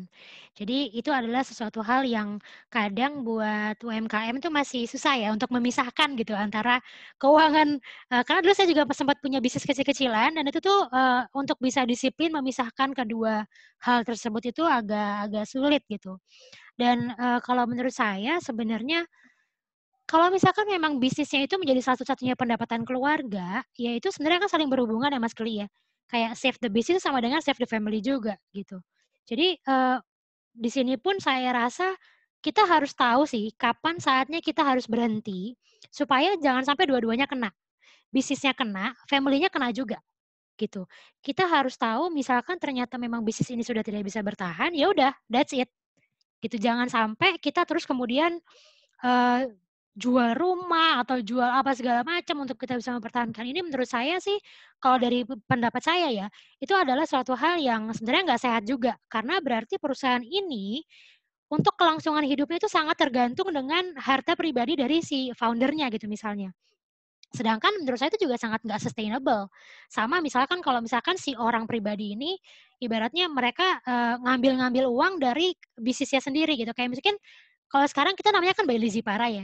Mungkin bayangannya orang-orang tuh kayak Lizzy Para uangnya udah banyak banget kali ya, nih lipstiknya kejual 1.000, kejual 5.000 gitu kan. Tapi basically enggak, Lizzy Para pun sini pakai sistemnya gaji. Jadi enggak semerta-merta dia jualan 1.000 lipstik dia bisa ngambil duit gitu, enggak. Karena di sini dari awal kita pengen bikin sebuah perusahaan yang sustainable, kita kepengen bikin perusahaan yang bisa selalu berkembang, dan dengan semakin banyaknya customer, semakin banyaknya karyawan, di sini kepentingan perusahaan itu, lebih tinggi dibandingkan kepentingan pribadi, gitu. Jadi di sini kita selalu belajar untuk profesional, memisahkan antara keuangan pribadi dengan keuangan perusahaan. Apabila memang masih bisa dilakukan dengan cara-cara yang tidak melibatkan keuangan pribadi, saya rasa itu lebih bijak sih. Kalau misalkan memang sudah nggak bisa bertahan, ya berarti mungkin ya nggak bisa dipertahankan lagi, gitu. Simply gitu aja sih. Oke. Nah, mungkin sebelum bergerak ke berikutnya ini satu menarik. Dari tadi nggak disebut ya, yang kalau di financial strategy-nya BLP itu berhutang. ke bank? Ataukah memang ini memang tidak jadiin opsi sama sekali atau gimana? Karena kan teman-teman lain juga pasti mikir, saya mampunya berapa? Oh, saya mampunya cuma sampai bulan Juli nih, Mbak Ita. Kalau Mbak Ita mungkin BLP bisa dibuat sampai Januari tahun depan. Kalau cuma sampai Juli, apakah saya harus berhutang ke bank atau ya sudah tutup aja bisnisnya? Kenapa nggak memasukkan hutang sebagai salah satu strategi di financial strategi? Oke, kalau untuk saat ini memang ini sebenarnya preferensi masing-masing ya. Kalau dari BLP memang untuk kita ada pinjaman ke bank, BTW Mas Keli, tapi itu pinjamannya udah dari lama lah, jadi kita masih bayar cicilannya. Basically sih sebenarnya itu bukan menjadi sebuah opsi yang tidak mungkin kita lakukan, tapi juga bukan opsi pertama yang akan kita pilih di saat kita masih bisa running dengan kita jualan lagi. Gitu. Kita masih bisa running dengan kita saving, kemudian kita masih bisa jualan. Tapi kalau misalkan memang itu menjadi hal yang udah pilihan terakhir nih, udah nggak tahu lagi mau gimana, yang perlu dipertimbangkan adalah bunganya. Bunga bank saat ini tuh tinggi. Apalagi sekarang tuh banyak sekali kayak KTA tuh yang udah ditutup setahu saya. Karena mereka juga pada ketakutan kita nggak bisa bayar gitu loh. Jadi untuk pilihan kita bisa pinjam uang ke bank pun saya rasa nggak semudah sebelum si COVID ini terjadi ya. Karena pastinya semuanya juga ketar-ketir gitu loh. Apakah kalau saya pinjamkan mereka bisa bayar cicilannya atau enggak dan lain-lain. Gitu sih Mas. Cuman kalau misalkan memang bisa dipilih dengan cara yang lain, saya rasa saya prefer nggak pinjam dulu sih. Karena bunganya itu juga lumayan signifikan gitu. Jangan sampai itu justru malah makin membebani keuangan kita kan untuk cicilannya. Oke, terima kasih Mbak. Tadi menarik sekali buat teman-teman, tadi harap dicatat ya. Jadi harus berpikir beberapa kali dulu nih kalau mau hutang. Mungkin Mbak Ita masih ada yang mau disampaikan lagi di materi berikutnya? Nah, kita masuk ke HR nih. HR ini adalah sesuatu hal yang kadang suka kelupaan pada saat kita lagi fokus jualan gitu, fokus ngirit dan fokus jualan. Yang pertama kalau dari BLP sendiri adalah kita selalu transparan ke karyawan. Kita transparan bahkan sampai ke kita jualan tahun ini tuh berapa, itu tuh bahkan tim warehouse saya pun tahu gitu loh. Dan sebenarnya data-data seperti ini yang kita sampaikan juga, misalkan kayak, guys nih ya, Maret itu kita udah mulai terdampak, penurunannya sekian banyak. Kita masih punya target di bulan ini untuk sales sekian supaya kita bisa at least nutup untuk operational expense dan lain-lain gitu. Jadi kita harus transparan ke konsumen dan salah satu value-nya BLP itu adalah be real. Be real itu salah satunya adalah kita ya itu komunikasi dengan kondisi perusahaan sehingga apabila memang perusahaan itu sedang sulit, mereka tuh nggak tiba-tiba, wah gue nggak diinfoin apa-apa, taunya gue di PHK gitu. Tapi masukkan mereka ke dalam diskusi kita, ke dalam kebijakan yang akan kita ambil, sehingga apapun yang kita putuskan itu mereka juga bisa memahami gitu loh, background-nya itu kenapa. Kemudian yang kedua adalah over communicate. Jadi saat ini tuh kan kita semuanya work from home ya. Saat ini tuh butuh kita berkomunikasi lebih sering dibandingkan dengan biasanya. Jadi mungkin kalau biasanya tuh kita meeting sebulan sekali, ini sekarang jadi harus lebih sering. Kemudian apabila ada kesulitan apapun atau ada hal apapun, as simple as kayak kita kontak melalui WhatsApp atau mungkin Google Meet atau Zoom. Dan yang ketiga, employee well-being is important. Kita kepengen memberikan rasa percaya ke karyawan bahwa kita itu peduli dengan kondisi kalian dan kita peduli bahwa saat ini itu kondisi di luar tuh sangat-sangat tidak kondusif lah. Misalnya kayak kita memutuskan untuk work from home. Kemudian kita memutuskan untuk toko kita tutup. Lalu kita juga memiliki kebijakan apabila memang karyawan itu ada yang mencurigai bahwa dirinya sakit dan dia perlu melakukan tes. Basically itu kan baru di cover oleh pemerintah pada saat hasilnya positif. Sedangkan kalau tes yang lain tuh semuanya harus di cover sendiri. Nah itu juga kita cover ke karyawan apabila mau melakukan tes untuk COVID, semua biayanya walaupun hasilnya negatif itu akan ditanggung oleh perusahaan. Kemudian jangan lupa juga karyawan-karyawan yang masih ada di rumah.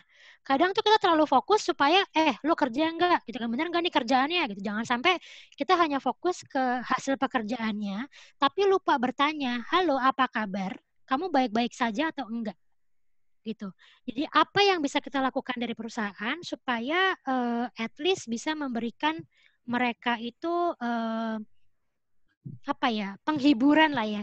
Jadi kalau dari BLP itu setiap minggu kita bikin town hall meeting, dan di town hall meeting tuh yang suka kita share itu antara lain misalkan kayak little achievement, kayak kemarin kita berhasil jualan sekian loh gitu, tepuk tangan dong, tepuk tangan gitu. Atau misalnya kemarin kita habis bikin program ini yang komen itu banyak loh. Jadi kayak hal-hal seperti itu yang kita harus jadikan sebagai motivasi supaya karyawan ini enggak kemudian jadinya jatuhnya mungkin bisa berpotensi untuk jadi depresi gitu kan, karena ya kondisinya kan saat ini orang-orang tuh pada takut ketularan, takut kehilangan pekerjaan, takut macam-macam lah. Dan itu tuh salah satu yang akan menjadi dan sudah menjadi agenda dari tim HR kami. Misalkan kita mau bikin program meditasi, kita mau bikin program olahraga bersama, itu nggak semuanya harus butuh uang ya.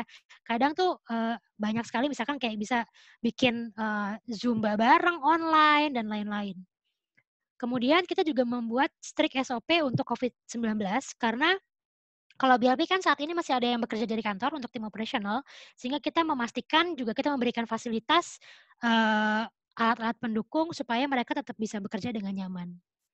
Maintain productivity udah pasti, itu melalui work from home juga tetap harus kita lakukan. Lalu keep your team engaged dengan berbagai program-program HR yang nggak semuanya mahal. Seperti yang kita sampaikan, kita pengen bikin buka bersama tapi virtual. Jadi nanti kita bikin pakai Google Meet, siapin teh anget, kemudian kita siapin gorengan, terus kita bisa buka bareng-bareng sama kita dengerin sharing. Kayak gitu-gitu sih, hal simple yang mungkin bisa berguna. Kemudian yang berikutnya adalah encourage employee to take online courses. Kayak saat ini kan banyak banget ya kelas-kelas online, salah satunya yang dibikin oleh BCIC ini. Ini kita juga encourage orang-orang karyawan kita untuk memperkaya apa yang mereka bisa pelajari di saat kita lagi nggak bisa kemana-mana. Jadi misalkan ada info mengenai training, kita infoin ke mereka. Lalu misalnya beauty crew itu SPG. SPG kita kan saat ini nggak bisa jualan ya, tapi kita bikin ke mereka itu setiap minggu ada online course, online training, macam-macam, mulai dari product knowledge sampai ke makeup tutorial, sampai kemudian ke bagaimana service standard, sehingga pada saat nanti kita buka lagi tokonya, harapannya mereka itu pengetahuannya dan kemampuan komunikasinya justru semakin meningkat gitu. Kemudian selective hiring. Jadi sebenarnya agendanya BLP tahun ini tuh lumayan padat untuk hire karyawan-karyawan baru. Tapi tentunya dengan kondisi COVID ini kita mulai lebih selektif nih. Kita nggak bisa lagi seagresif sebelumnya. Ada beberapa posisi-posisi yang kita pilih untuk hold dulu gitu. Tentunya pertama pertimbangannya pastinya dari budget, dari cost. Kita kan harus saving juga ya, jangan sampai kita hire tiba-tiba nggak bisa bayar gitu. Tapi yang kedua yang tidak kalah pentingnya adalah efektivitas dari onboarding prosesnya. Misalnya untuk level managerial level, mereka butuh engagement yang lebih tinggi dibandingkan mungkin level staff pada saat mereka onboarding pertama kali ke perusahaan. That's why untuk beberapa posisi saat ini kita hold dulu, tapi ada posisi-posisi yang kita tetap hire. Jadi selama periode kita work from home ini kurang lebih hampir 1,5 bulan kali ya, 1,5 bulan sampai 2 bulan, itu ada 2 atau 3 orang itu yang sebenarnya karyawan baru. Jadi mereka onboarding prosesnya online, mereka juga baru mulai kerja tuh sekarang ini online. Kenapa kita putuskan mereka tetap kita hire? Karena basically pekerjaannya itu tetap kita butuhkan di saat kita saat ini tidak bisa bekerja dari kantor. Misalnya, posisi untuk copywriter. Dengan semakin banyaknya kita bikin campaign online, basically kita kan bikin kontennya makin banyak nih. Nah, that's why sebenarnya kita lebih butuh banyak orang untuk membantu tim yang sekarang untuk bikin konten-konten yang bisa engage ke customer gitu. Jadi tidak selamanya stop hiring itu bagus. Ada saatnya kayak sekarang kita banyak di online, ternyata kita butuh tambahan tenaga, tambahan pikiran, tambahan karyawan di bidang-bidang tersebut.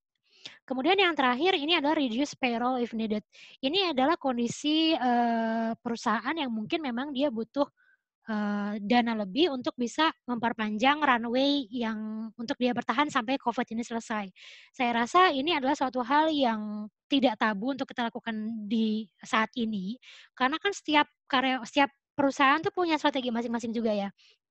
Lebih baik kalau misalnya dana kita terbatas, kita udah tahu nih, wah gue udah nggak bisa ngelihat lagi nih sampai bulan September, gue udah nggak tahu nih gue bisa bayar apa enggak. Atau misalkan lebih dekat deh, bulan Juli. Daripada kita langsung cut orang, lebih baik kita potong sebagian gaji dari karyawan sehingga kita punya runway lebih panjang. Menurut aku sih gitu. Oke. Mas Kli? Ya. Berarti sedikit menjawab apa yang tadi ditanyakan juga, ini ada pertanyaan di Eca Kawai ya, mengenai HR bijak nggak di masa pandemi. Sudah dijawab sih sebenarnya dengan tadi, kalau memang butuh sekali ya seperti copywriter, ya memang harus direkrut berarti ya. Ya. Dan kalau memang beberapa posisi yang tidak signifikan dan malah mungkin menambah beban, lebih baik di hold dulu, kalaupun masih bisa di tackling sama yang lain. Oke. Wah, ini ada pertanyaan menarik nih, baru aja dari Bapak atau Ibu Olin. Masih kasih THR nggak? Ini yang ditunggu-tunggu ya, 1 minggu lagi nih. Masih kasih Alhamdulillah. THR? Alhamdulillah sih masih. Kita masih kasih THR untuk semua karyawan. Bahkan yang untuk karyawan kontrak pun kita tetap kasih THR untuk semuanya. Jadi kita percaya sih bahwa membangun bisnis itu adalah membangun people juga. Kita tuh sangat people oriented business gitu loh. Walaupun kita jualannya retail, tapi kita percaya bahwa kalau misalkan memang dari perusahaan itu masih bisa memberikan hak-hak karyawan penuh, kita akan prefer untuk kasih gitu. Tapi in return tentunya kita mengharapkan dari mereka pun bisa tetap kerja keras sehingga kita bisa dapat pendapatan untuk kita runway-nya lebih panjang gitu. Jadi untuk saat ini masih Mas, alhamdulillah. Kecuali untuk yang sekarang yang boleh mengambil itu hanya yang merayakan Lebaran. Jadi untuk yang Kristiani, kayak saya tuh kan biasanya ngambil THR pas lagi Lebaran. Karena biasalah ya, ibu-ibu tuh kan banyak masih bayar THR, ART dan lain-lain gitu kan ya. Biasanya saya ngambil pas lagi Lebaran. Tapi karena kondisi kayak gini, kebijakannya adalah untuk yang Kristiani atau mungkin tidak beragama Muslim itu mengambil THR nanti di akhir tahun. Oke. Ya. Gimana Mbak Ita? Mau kita lanjutin dulu karena waktunya mungkin nggak terlalu panjang lagi. Ada hal yang penting dibahas atau kita ke pertanyaan? Gimana? Enaknya ini sih ada dikit lagi sih Mas, tinggal sedikit lagi. Ya. Kemudian ini ada beberapa hal yang perlu kita lakukan juga sih menurut saya sebagai brand untuk kita ikut berpartisipasi dalam memerangi COVID ini. Salah satu yang paling mudah adalah kita bisa mengedukasi karyawan dan juga customer. Edukasinya seperti apa? As simple as stay at home, cuci tangan, kemudian tidak mudik, itu nyambung ke yang nomor 2 ya. Jadi kalau di BLP itu dari awal kita memang menyampaikan bahwa kita tidak menyarankan karyawan kita untuk mudik. Kita tidak bisa melarang, tapi kebijakan perusahaan apabila karyawan kita ada yang mudik, selama 14 hari setelah dia kembali ke Jakarta, dia tidak boleh bekerja. Sehingga dia harus mengambil cuti, atau kalaupun misalnya dia nggak punya cuti, berarti gajinya akan dipotong. Secara nggak langsung sebenarnya gue pengen ngomong kayak, udah lo nggak usah cuti deh. Nggak usah mudik. Karena basically dengan kita tidak tegas terhadap karyawan kita sendiri, itu tuh nggak selesai-selesai gitu loh. Gimana kita bisa mau menyelesaikan kondisi yang sekarang ini ada, kalau misalkan dari kita pun tidak bisa memberikan kebijakan yang mendukung pemerintah dalam at least mengerem penyebaran COVID ini. Kemudian yang berikutnya, apabila memang dari teman-teman masih punya dana atau dan masih punya waktu, bisa turut berpartisipasi dalam misalkan program CSR kayak BLP ini. Kemarin kita bikin 500 kotak aerosol box itu untuk 500 untuk sekitar 200-an rumah sakit di Jabodetabek. Ini dananya ada gabungan dari dana CSR kita dan juga galang dana dari masyarakat. Dan di sini sebenarnya yang pengen kita berikan adalah pertama tentunya berperan aktif, yang kedua sebenarnya secara tidak langsung itu memberikan coverage PR yang cukup baik untuk branding gitu. Jadi awalnya sebenarnya saya sempat ngomong, kita program CSR-nya nggak usah ngomong-ngomong lah, udahlah nggak usah, tangan kanan memberi, tangan kiri nggak usah tahu gitu kan ya.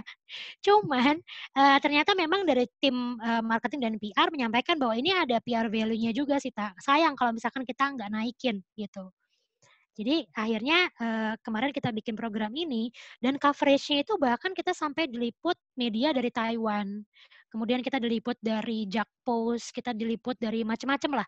Dan saat ini ibaratnya mungkin dampaknya nggak memberikan dampak langsung ya. Tapi in terms of awareness, itu sebenarnya sangat baik untuk kita di jangka panjang. Jadi, dan ini tuh sebenarnya nggak harus yang susah-susah ya. Awalnya sebenarnya gini, kita pengen bikin ini deh APD, tapi produksinya di mana ya? Kita tuh nggak tahu gitu bikin APD tuh kayak gimana. dan di mana. Dan akhirnya sampai kita dapat ide untuk aerosol box ini, kita akhirnya mengkontak produsen untuk akrilik kosmetik yang biasanya bikin toko kita.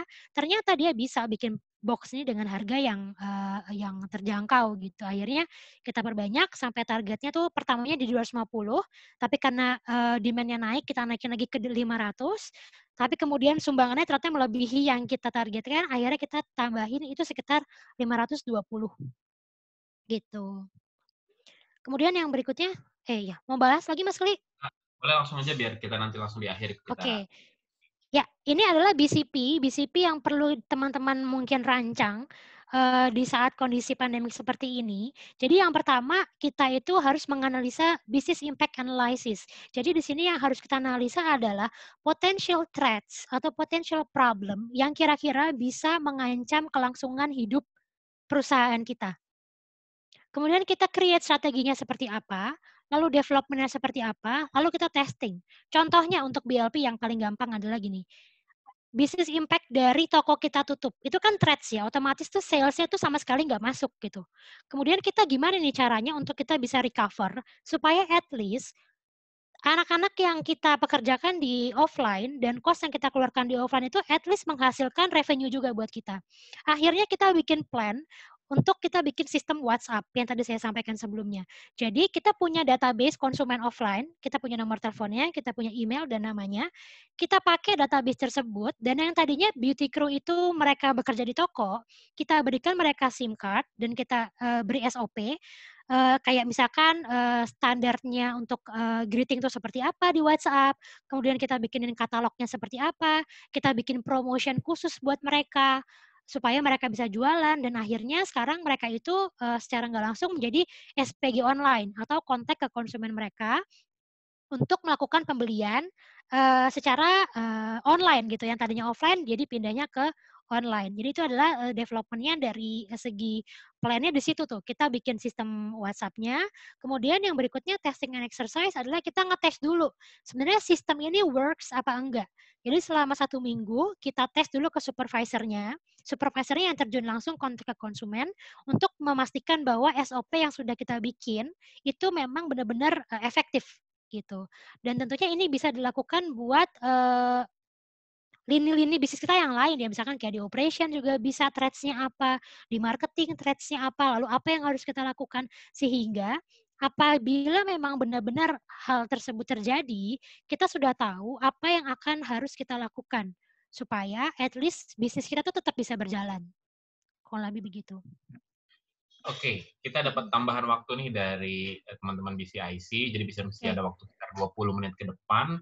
Tapi mungkin teman-teman agak, waduh kayaknya ini teori banget atau berat banget gitu ya. Nggak usah khawatir sebenarnya teman-teman. Kalau teman-teman juga ada yang punya bisnis dan nanti bisa berkesempatan gabung di BCIC, di program CBI, apa yang dijelaskan Mbak Ita itu menjadi lebih mudah dipahamin ya. Tadi sudah dijelaskan Mas Wayan tentang Creative Business Incubator.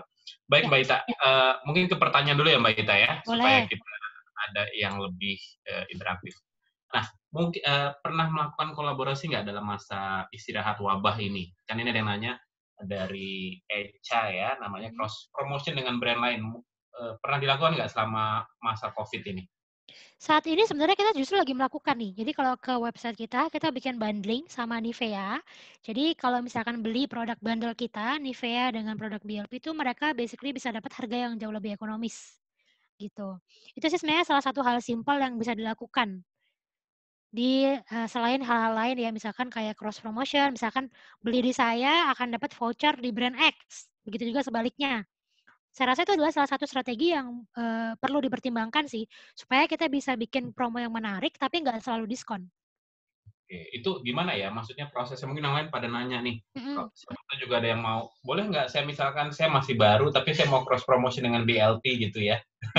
Kayak tadi misalkan BLP sama Nivea, apakah ngobrol seserius, baiklah kita kerjasama harus gimana, atau sangat santai sekali ngobrolnya? Kita sih sebenarnya ngobrolnya pastinya serius tapi santai ya. Maksudnya kita jelas, maksudnya kita memang sebenarnya kolaborasinya ini sudah ada dari beberapa bulan yang lalu agendanya. Cuman pas banget ini keluarnya pas lagi COVID sih sebenarnya. Jadi kalau dari BLP itu kita memang punya agenda kolaborasi, tapi tidak bisa terlalu sering. Jadi biasanya kita batasin nih, misalnya hanya 2 bulan sekali. 2 bulan sekali ini kita lagi sama Nivea, nanti di 2 bulan berikutnya kita kolaborasi sama brand sekian apa, nanti berikutnya kita kolaborasi lagi dengan brand apa. Jadi memang tidak terlalu sering supaya masing-masing brand pun juga punya masa eksklusivitas yang lumayan lama gitu. Supaya juga nggak kelihatan kayak aji mumpung banget nih, semuanya dibikin collab gitu kan. Padahal sebenarnya misalnya target marketnya nggak sesuai gitu. Kayak misalnya saya tiba-tiba kolaborasi sama sabun cuci mobil gitu kan, kayak apa, nggak nyambung gitu kan. Kayak tim marketing saya bisa-bisa ngomel kalau saya bikin kolaborasi kayak gitu. Jadi kolaborasi saya rasa sesuatu hal yang bisa dieksplor, tapi jangan sampai juga nyebrang banget dari branding kita sih. Oke, berarti yang harus senada ya brandingnya ya setidaknya. Iya. Oke, ini juga ada yang menarik nih, walaupun mungkin agak tadi juga sudah sedikit disinggung. Promosi produk kan ada beberapa tadi kan sudah dijelasin bahwa R&D bahkan tuh bisa sampai 1 tahun. Ya. Beberapa launching mungkin ada yang di hold dulu. Tapi ada nggak sih tips, apalagi masa pandemik ini, launching online, kemudian bisa booming. Mungkin nggak? Nah, itu sebenarnya sebuah pertanyaan yang saya belum bisa jawab karena saya belum melakukan. Itu juga menjadi pertanyaan kami semua, apakah kalau saya bikin online launching ini akan tetap booming apa enggak? Karena biasanya kan kita bikin offline, yang datang tuh banyak ya pasti ya, dari influencer, dari media tuh biasanya banyak yang datang gitu. Yang online ini kita sebenarnya mungkin bocoran juga buat teman-teman di sini, mungkin beberapa juga udah tahu bahwa BLP itu mau launching banyak banget produk. Sebenarnya agendanya tuh banyak sekali. Dan kita itu baru berpikir gitu kayak kira-kira kita mau bikin launching online tuh kayak gimana. Gitu. Jadi ini sebenarnya sebuah hal yang baru buat kita. Saya pun juga belum bisa menjawab, tapi di sini sebenarnya yang paling kerasa adalah bagaimana kita bisa melihat karyawan kita itu agility-nya itu sejauh apa. Bagaimana mereka bisa agile, karena agile itu juga salah satu value dari company-nya BLP ya. Bagaimana karyawan kita tuh bisa agile dengan segala keterbatasan yang ada, bisa maksimal, nanti hasil lihat belakangan deh. Karena basically nggak ada yang tahu gitu kan.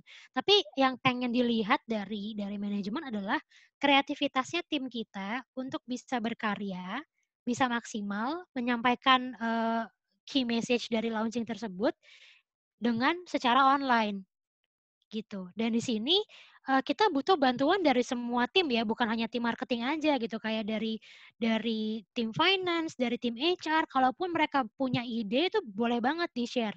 Karena saat-saat kayak gini tuh adalah saat-saat yang kita harus kerjanya benar-benar bareng-bareng. Kalau cuma kerja sendiri-sendiri tuh nggak akan bisa bertahan. Gitu. Jadi mungkin efektivitasnya saya juga belum bisa jawab nih Mas Keli, doain ya. Oke. Berarti kalau, nah ini pertanyaan juga menarik sih, tapi sebelum ngelanjutin, mungkin tadi yang agile itu apa ya, kita sebutnya kalau bahasa Indonesia tuh apa ya, lincah ya? Ya fleksibel gitu ya, kayak Fleksibel gitu ibaratnya ya. kayak air tuh bisa mengikuti arus-arus air gitu. Harusnya ya. Jadi kalau teman-teman mau pilih kata value yang bagus, agile juga cukup bagus ya saat ini. Zaman sekarang itu agile harus banget. Oke, ini satu sih masih nyangkut yang tadi nih Mbak. Kalau berarti, kalau masih bingung, lebih baik di hold atau tetap diluncurkan aja produknya?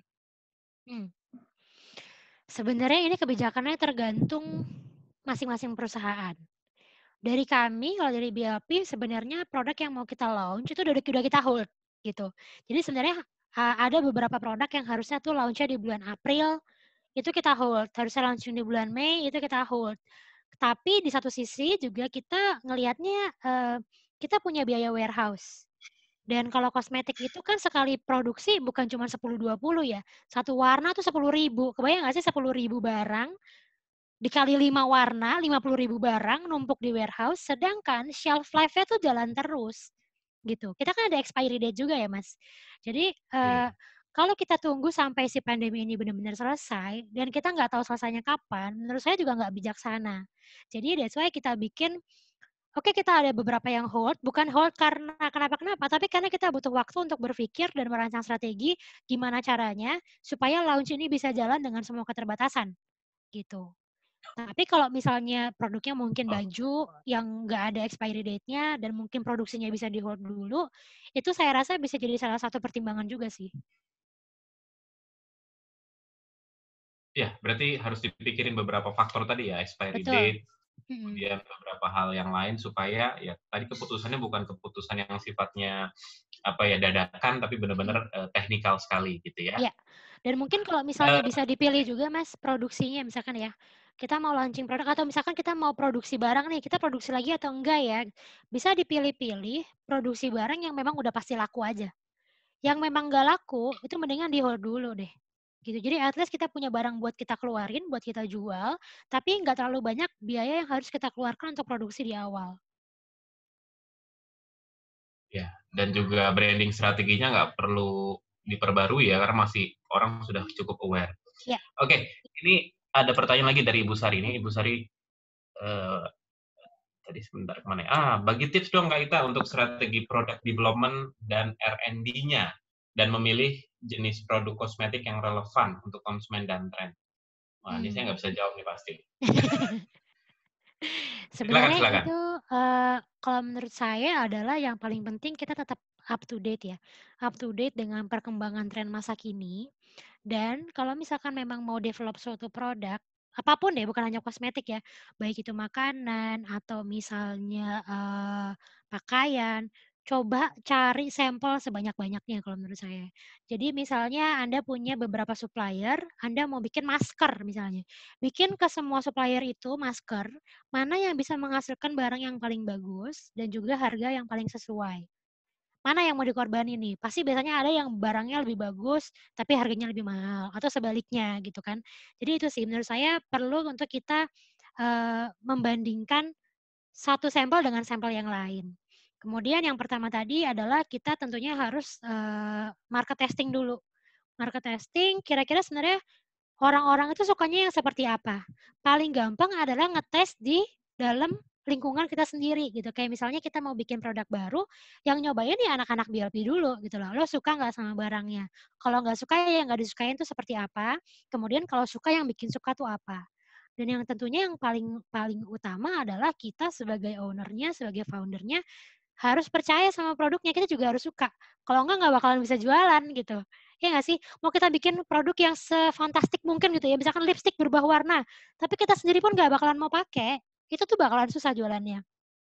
Gitu. Dan kedepannya kalau dari BLP sendiri memang kita mulai semuanya dari produk-produk yang basic. Yang basically orang yang nggak bisa pakai makeup pun itu tuh mau gitu buat beli BLP. Pemakaiannya pun juga nggak ribet karena kita target utamanya memang bukan untuk makeup artist, tapi untuk masyarakat awam gitu loh, kayak real people yang sehari-hari pakai makeup buat kebutuhan sehari-hari.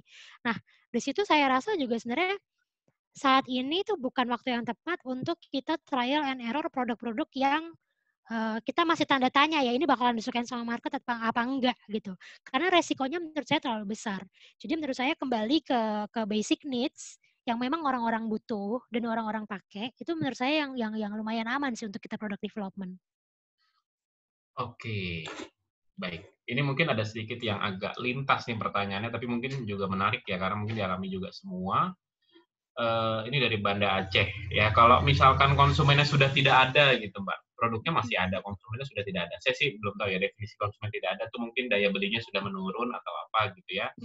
Ini apa yang harus dilakukan, Mbak? Misalkan ya kalau kita bawa ke kasusnya BLP di kosmetik, kalau daya beli konsumen menurun, apa nih yang harus dilakukan? Dengan kondisi seperti ini. Ini maaf ya bukan ujian walaupun. Oke. Sebenarnya sih formal ya.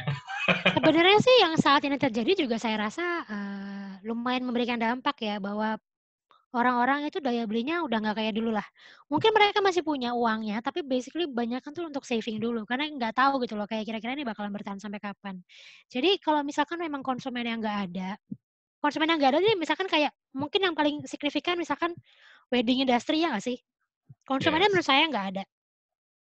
Di sini mungkin yang bisa kita lakukan adalah ya terpaksa kita harus pivot. Kita harus cari kira-kira lini bisnis apa yang lain yang bisa kita lakukan untuk kita bisa bertahan hidup dulu lah gitu. Misalnya salah satu contohnya adalah salah satu jamu langganan saya namanya Jamu Mbak Suni. Itu basically dia jualan jamu, tapi tiba-tiba dia membuat bisnis baru yaitu memberikan layanan untuk titip beli ke pasar. Itu kan nggak ada hubungannya ya sama bisnis dia sama sekali gitu. Cuman ya Mungkin itu yang harus dilakukan untuk bisa bertahan di kondisi saat ini, di mana mungkin pasarnya untuk dia jualan yang reguler tuh nggak ada. Jadi di sini mungkin kita dituntut untuk kreatif. Karena misalnya gini ya, kita punya orang HR, kita punya orang finance. Basically mereka tuh bukan hanya ngerjain tentang kosmetik doang, tapi bisa kita kita bisa dalam tanda kutip ya, memanfaatkan dari tim yang kita punya sekarang, misalkan kayak expertise di social media atau expertise di digital marketing gitu. Tapi kita bisa manfaatkan untuk kita bikin bisnis yang lain. Kayak kemarin aku juga tiba-tiba lihat Informat bikin hand sanitizer gitu kan. Wow, sungguh tidak nyambung. Tapi saya rasa di sini juga semua orang paham bahwa bisnis-bisnis itu lagi survival mode. Jadi kalau tiba-tiba gua nyeleneh dikit nih, ya ya mohon dimaklumi gitu loh. Karena kalau enggak gua nggak bisa bertahan. Cuman caranya bagaimana dalam eksekusinya itu yang balik lagi penting. Jangan sampai misalnya kita yang tadinya jualan jamu kemudian jadi jualan layanan pasar tapi ternyata nggak bagus nih layanannya atau komunikasinya jelek lah gitu. Jadi tetap kita perhatikan brandingnya juga. Jangan sampai mulai dari segi desainnya, dari cara berkomunikasinya, itu tetap pertahankan standar yang kita gunakan di brand kita yang sebelumnya. Oke, jadi pivot itu mungkin kalau boleh kita sharing bersama apa ya, mengganti arah bisnis gitu ya. Iya, betul. Mengganti arah bisnis kalau memang bisnis yang kita sedang jalani, kalau kasus tadi Bapak dari Aceh, daya beli menurun, nggak bisa beli sama sekali, mungkin karena memang tadi mengalihkan pembeliannya, kita bisa pivot, tapi syaratnya kalau dari Mbak Ita tadi adalah jangan sampai hilang standarnya ya, value-nya. Betul. Jadi dikenalnya memang sudah responsif dan cepat, mau bisnisnya apapun harus tetap responsif dan cepat. Iya, betul. Oke, ini sudah tidak lagi banyak nih pertanyaan, sudah dijawab semua. Mungkin ada yang mau disampaikan dulu Mbak Ita sebagai bagian dari keseluruhan atau hal-hal yang penting, mungkin mau men-summary dulu. Ini ada satu lagi sebenarnya, cuman ini sebenarnya tadi di depan udah aku bahas juga sih. Intinya ini adalah walaupun kita tuh mungkin bisnisnya masih UMKM, saya rasa kita perlu untuk bikin beberapa bisnis scenario ya. Yang tadi saya sampaikan di awal, kita mencoba untuk menganalisa kira-kira nih ke depannya ini kondisinya seperti apa ya. Apakah akan membaik dalam waktu cepat atau mungkin middle atau justru masih lama, sehingga kita bisa mempersiapkan semuanya dengan lebih matang gitu. Kemudian langsung di breakdown juga action plan-nya kira-kira untuk skenario A itu apa, untuk skenario B-nya itu apa, lalu timeline-nya itu bahkan kalau bisa kita breakdown juga. Misalkan, oke, saat ini kita ada di kurva yang misalnya A1 gitu ya.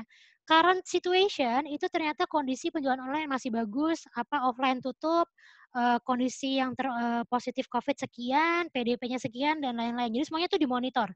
Next month itu kita timeline-nya seperti apa?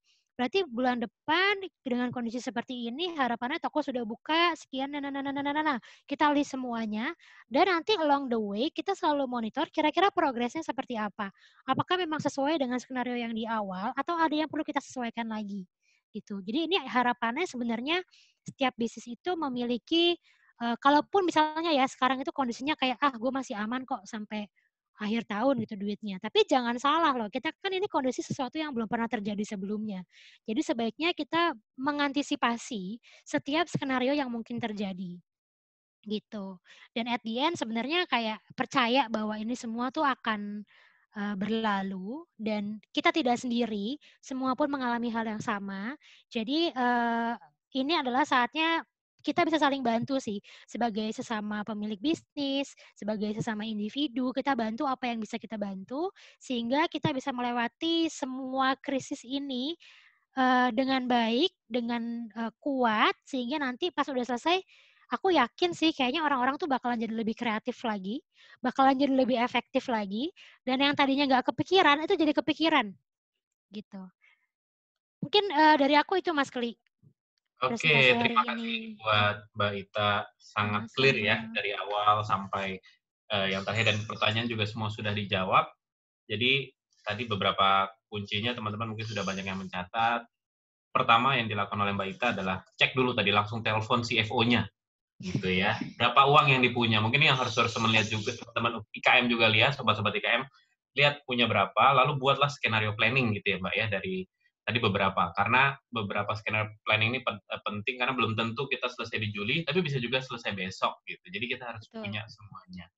Dan branding jangan sampai lepas, walaupun tadi mungkin ada yang offline, dari awal online pindah ke offline seimbang, kemudian pindah lagi ke online karena situasi, nilai brandingnya jangan sampai lepas gitu, apapun yang sedang dijalankan. Dan juga kalau memang sudah sulit sekali, pivot cukup direkomendasikan gitu ya. Yang penting value-value pribadinya itu jangan sampai hilang. Ya mungkin gambarannya seperti itu, dan ini mungkin bisa menjadi bekal buat sobat-sobat IKM semua, supaya bisa tetap tidak hanya survive gitu ya, tapi meraih sesuatu lebih menuju ke titik normal yang baru nanti gitu ya. Mungkin itu yang bisa saya ringkas dari apa yang disampaikan oleh Mbak Ita, yang luar biasa sekali dari BLP. Semoga semuanya juga dapat tertular rezeki yang sama, tertular kreativitas yang sama, dan semuanya tetap bisa berkreasi. Gitu. Oke, saya kembalikan kepada Bliwayan untuk thank you Mas Kli. Thank you Mbak Ita ya. Oke, terima kasih buat Kak Ita yang sudah sharing pada sore hari ini. Menarik banget ya materinya. Dikupas tuntas mengenai tentang strategi manajemen tentunya. Dan buat teman-teman, semoga informasi yang di-sharing sama Kak Ita bermanfaat ya di tengah situasi COVID maupun di tengah teman-teman lagi melaksanakan ibadah puasa. Semoga semuanya berjalan lancar dan juga penuh berkah gitu ya. Nantinya juga ketika situasi COVID sudah selesai. Amin. Oke, saya mengucapkan selamat datang buat Ibu Ratna Utarianingrum. Selamat sore, Ibu. Selamat sore.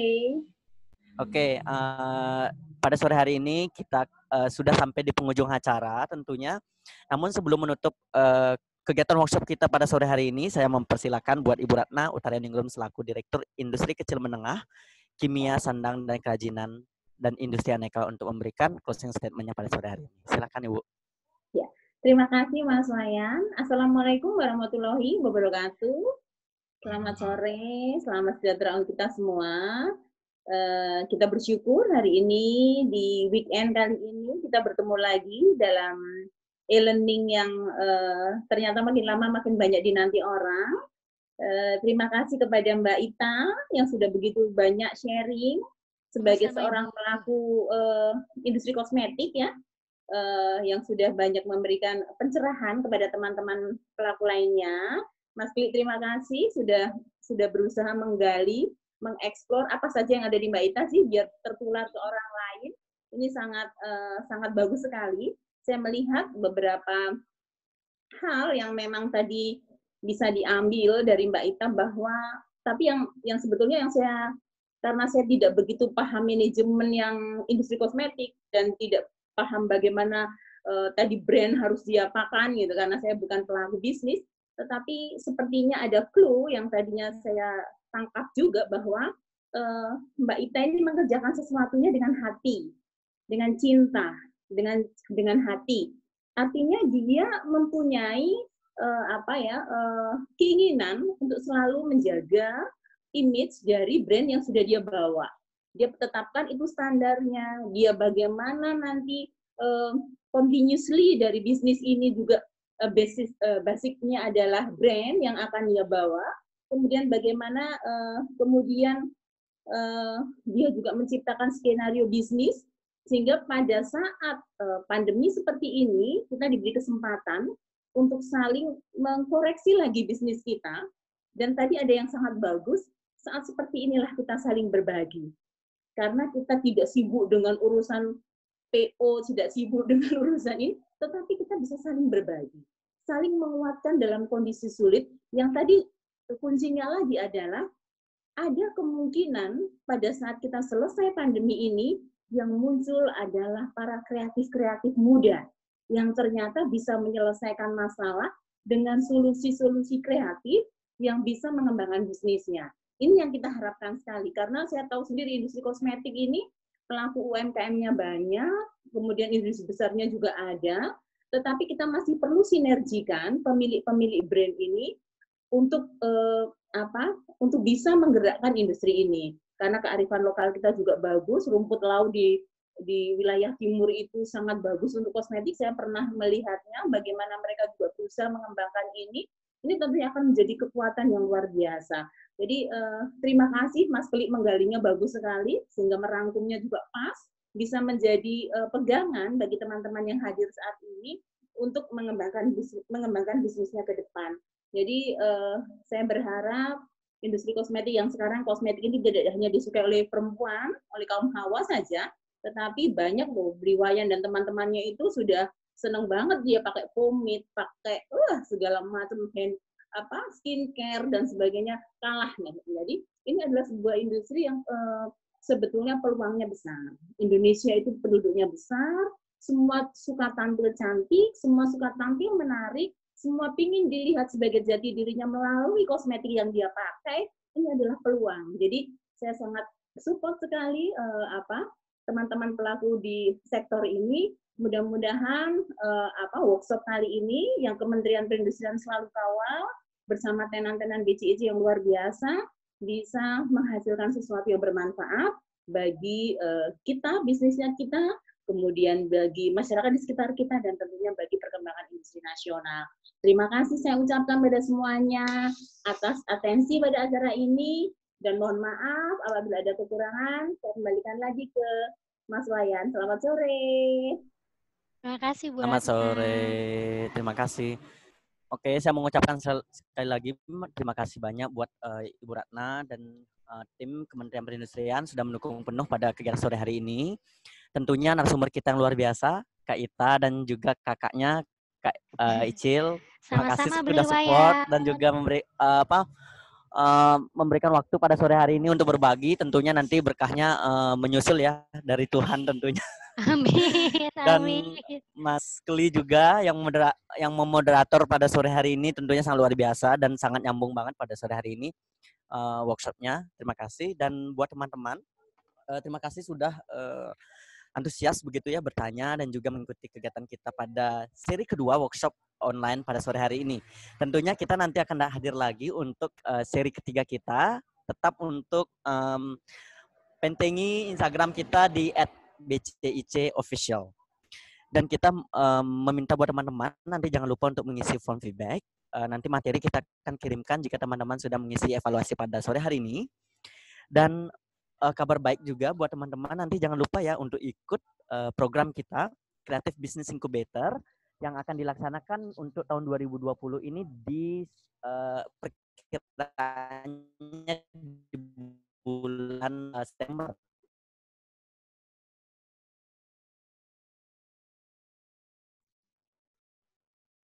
Bio Instagram. Dan cukup sekian pada perjumpaan kita pada sore hari ini. Terima kasih banyak buat teman-teman. Selamat menjalankan ibadah puasa dan selalu diberikan kesehatan di tengah kondisi COVID-19. Sampai jumpa kembali. Terima kasih. Selamat sore. Terima kasih semua. Sampai ketemu lagi. Selamat sore.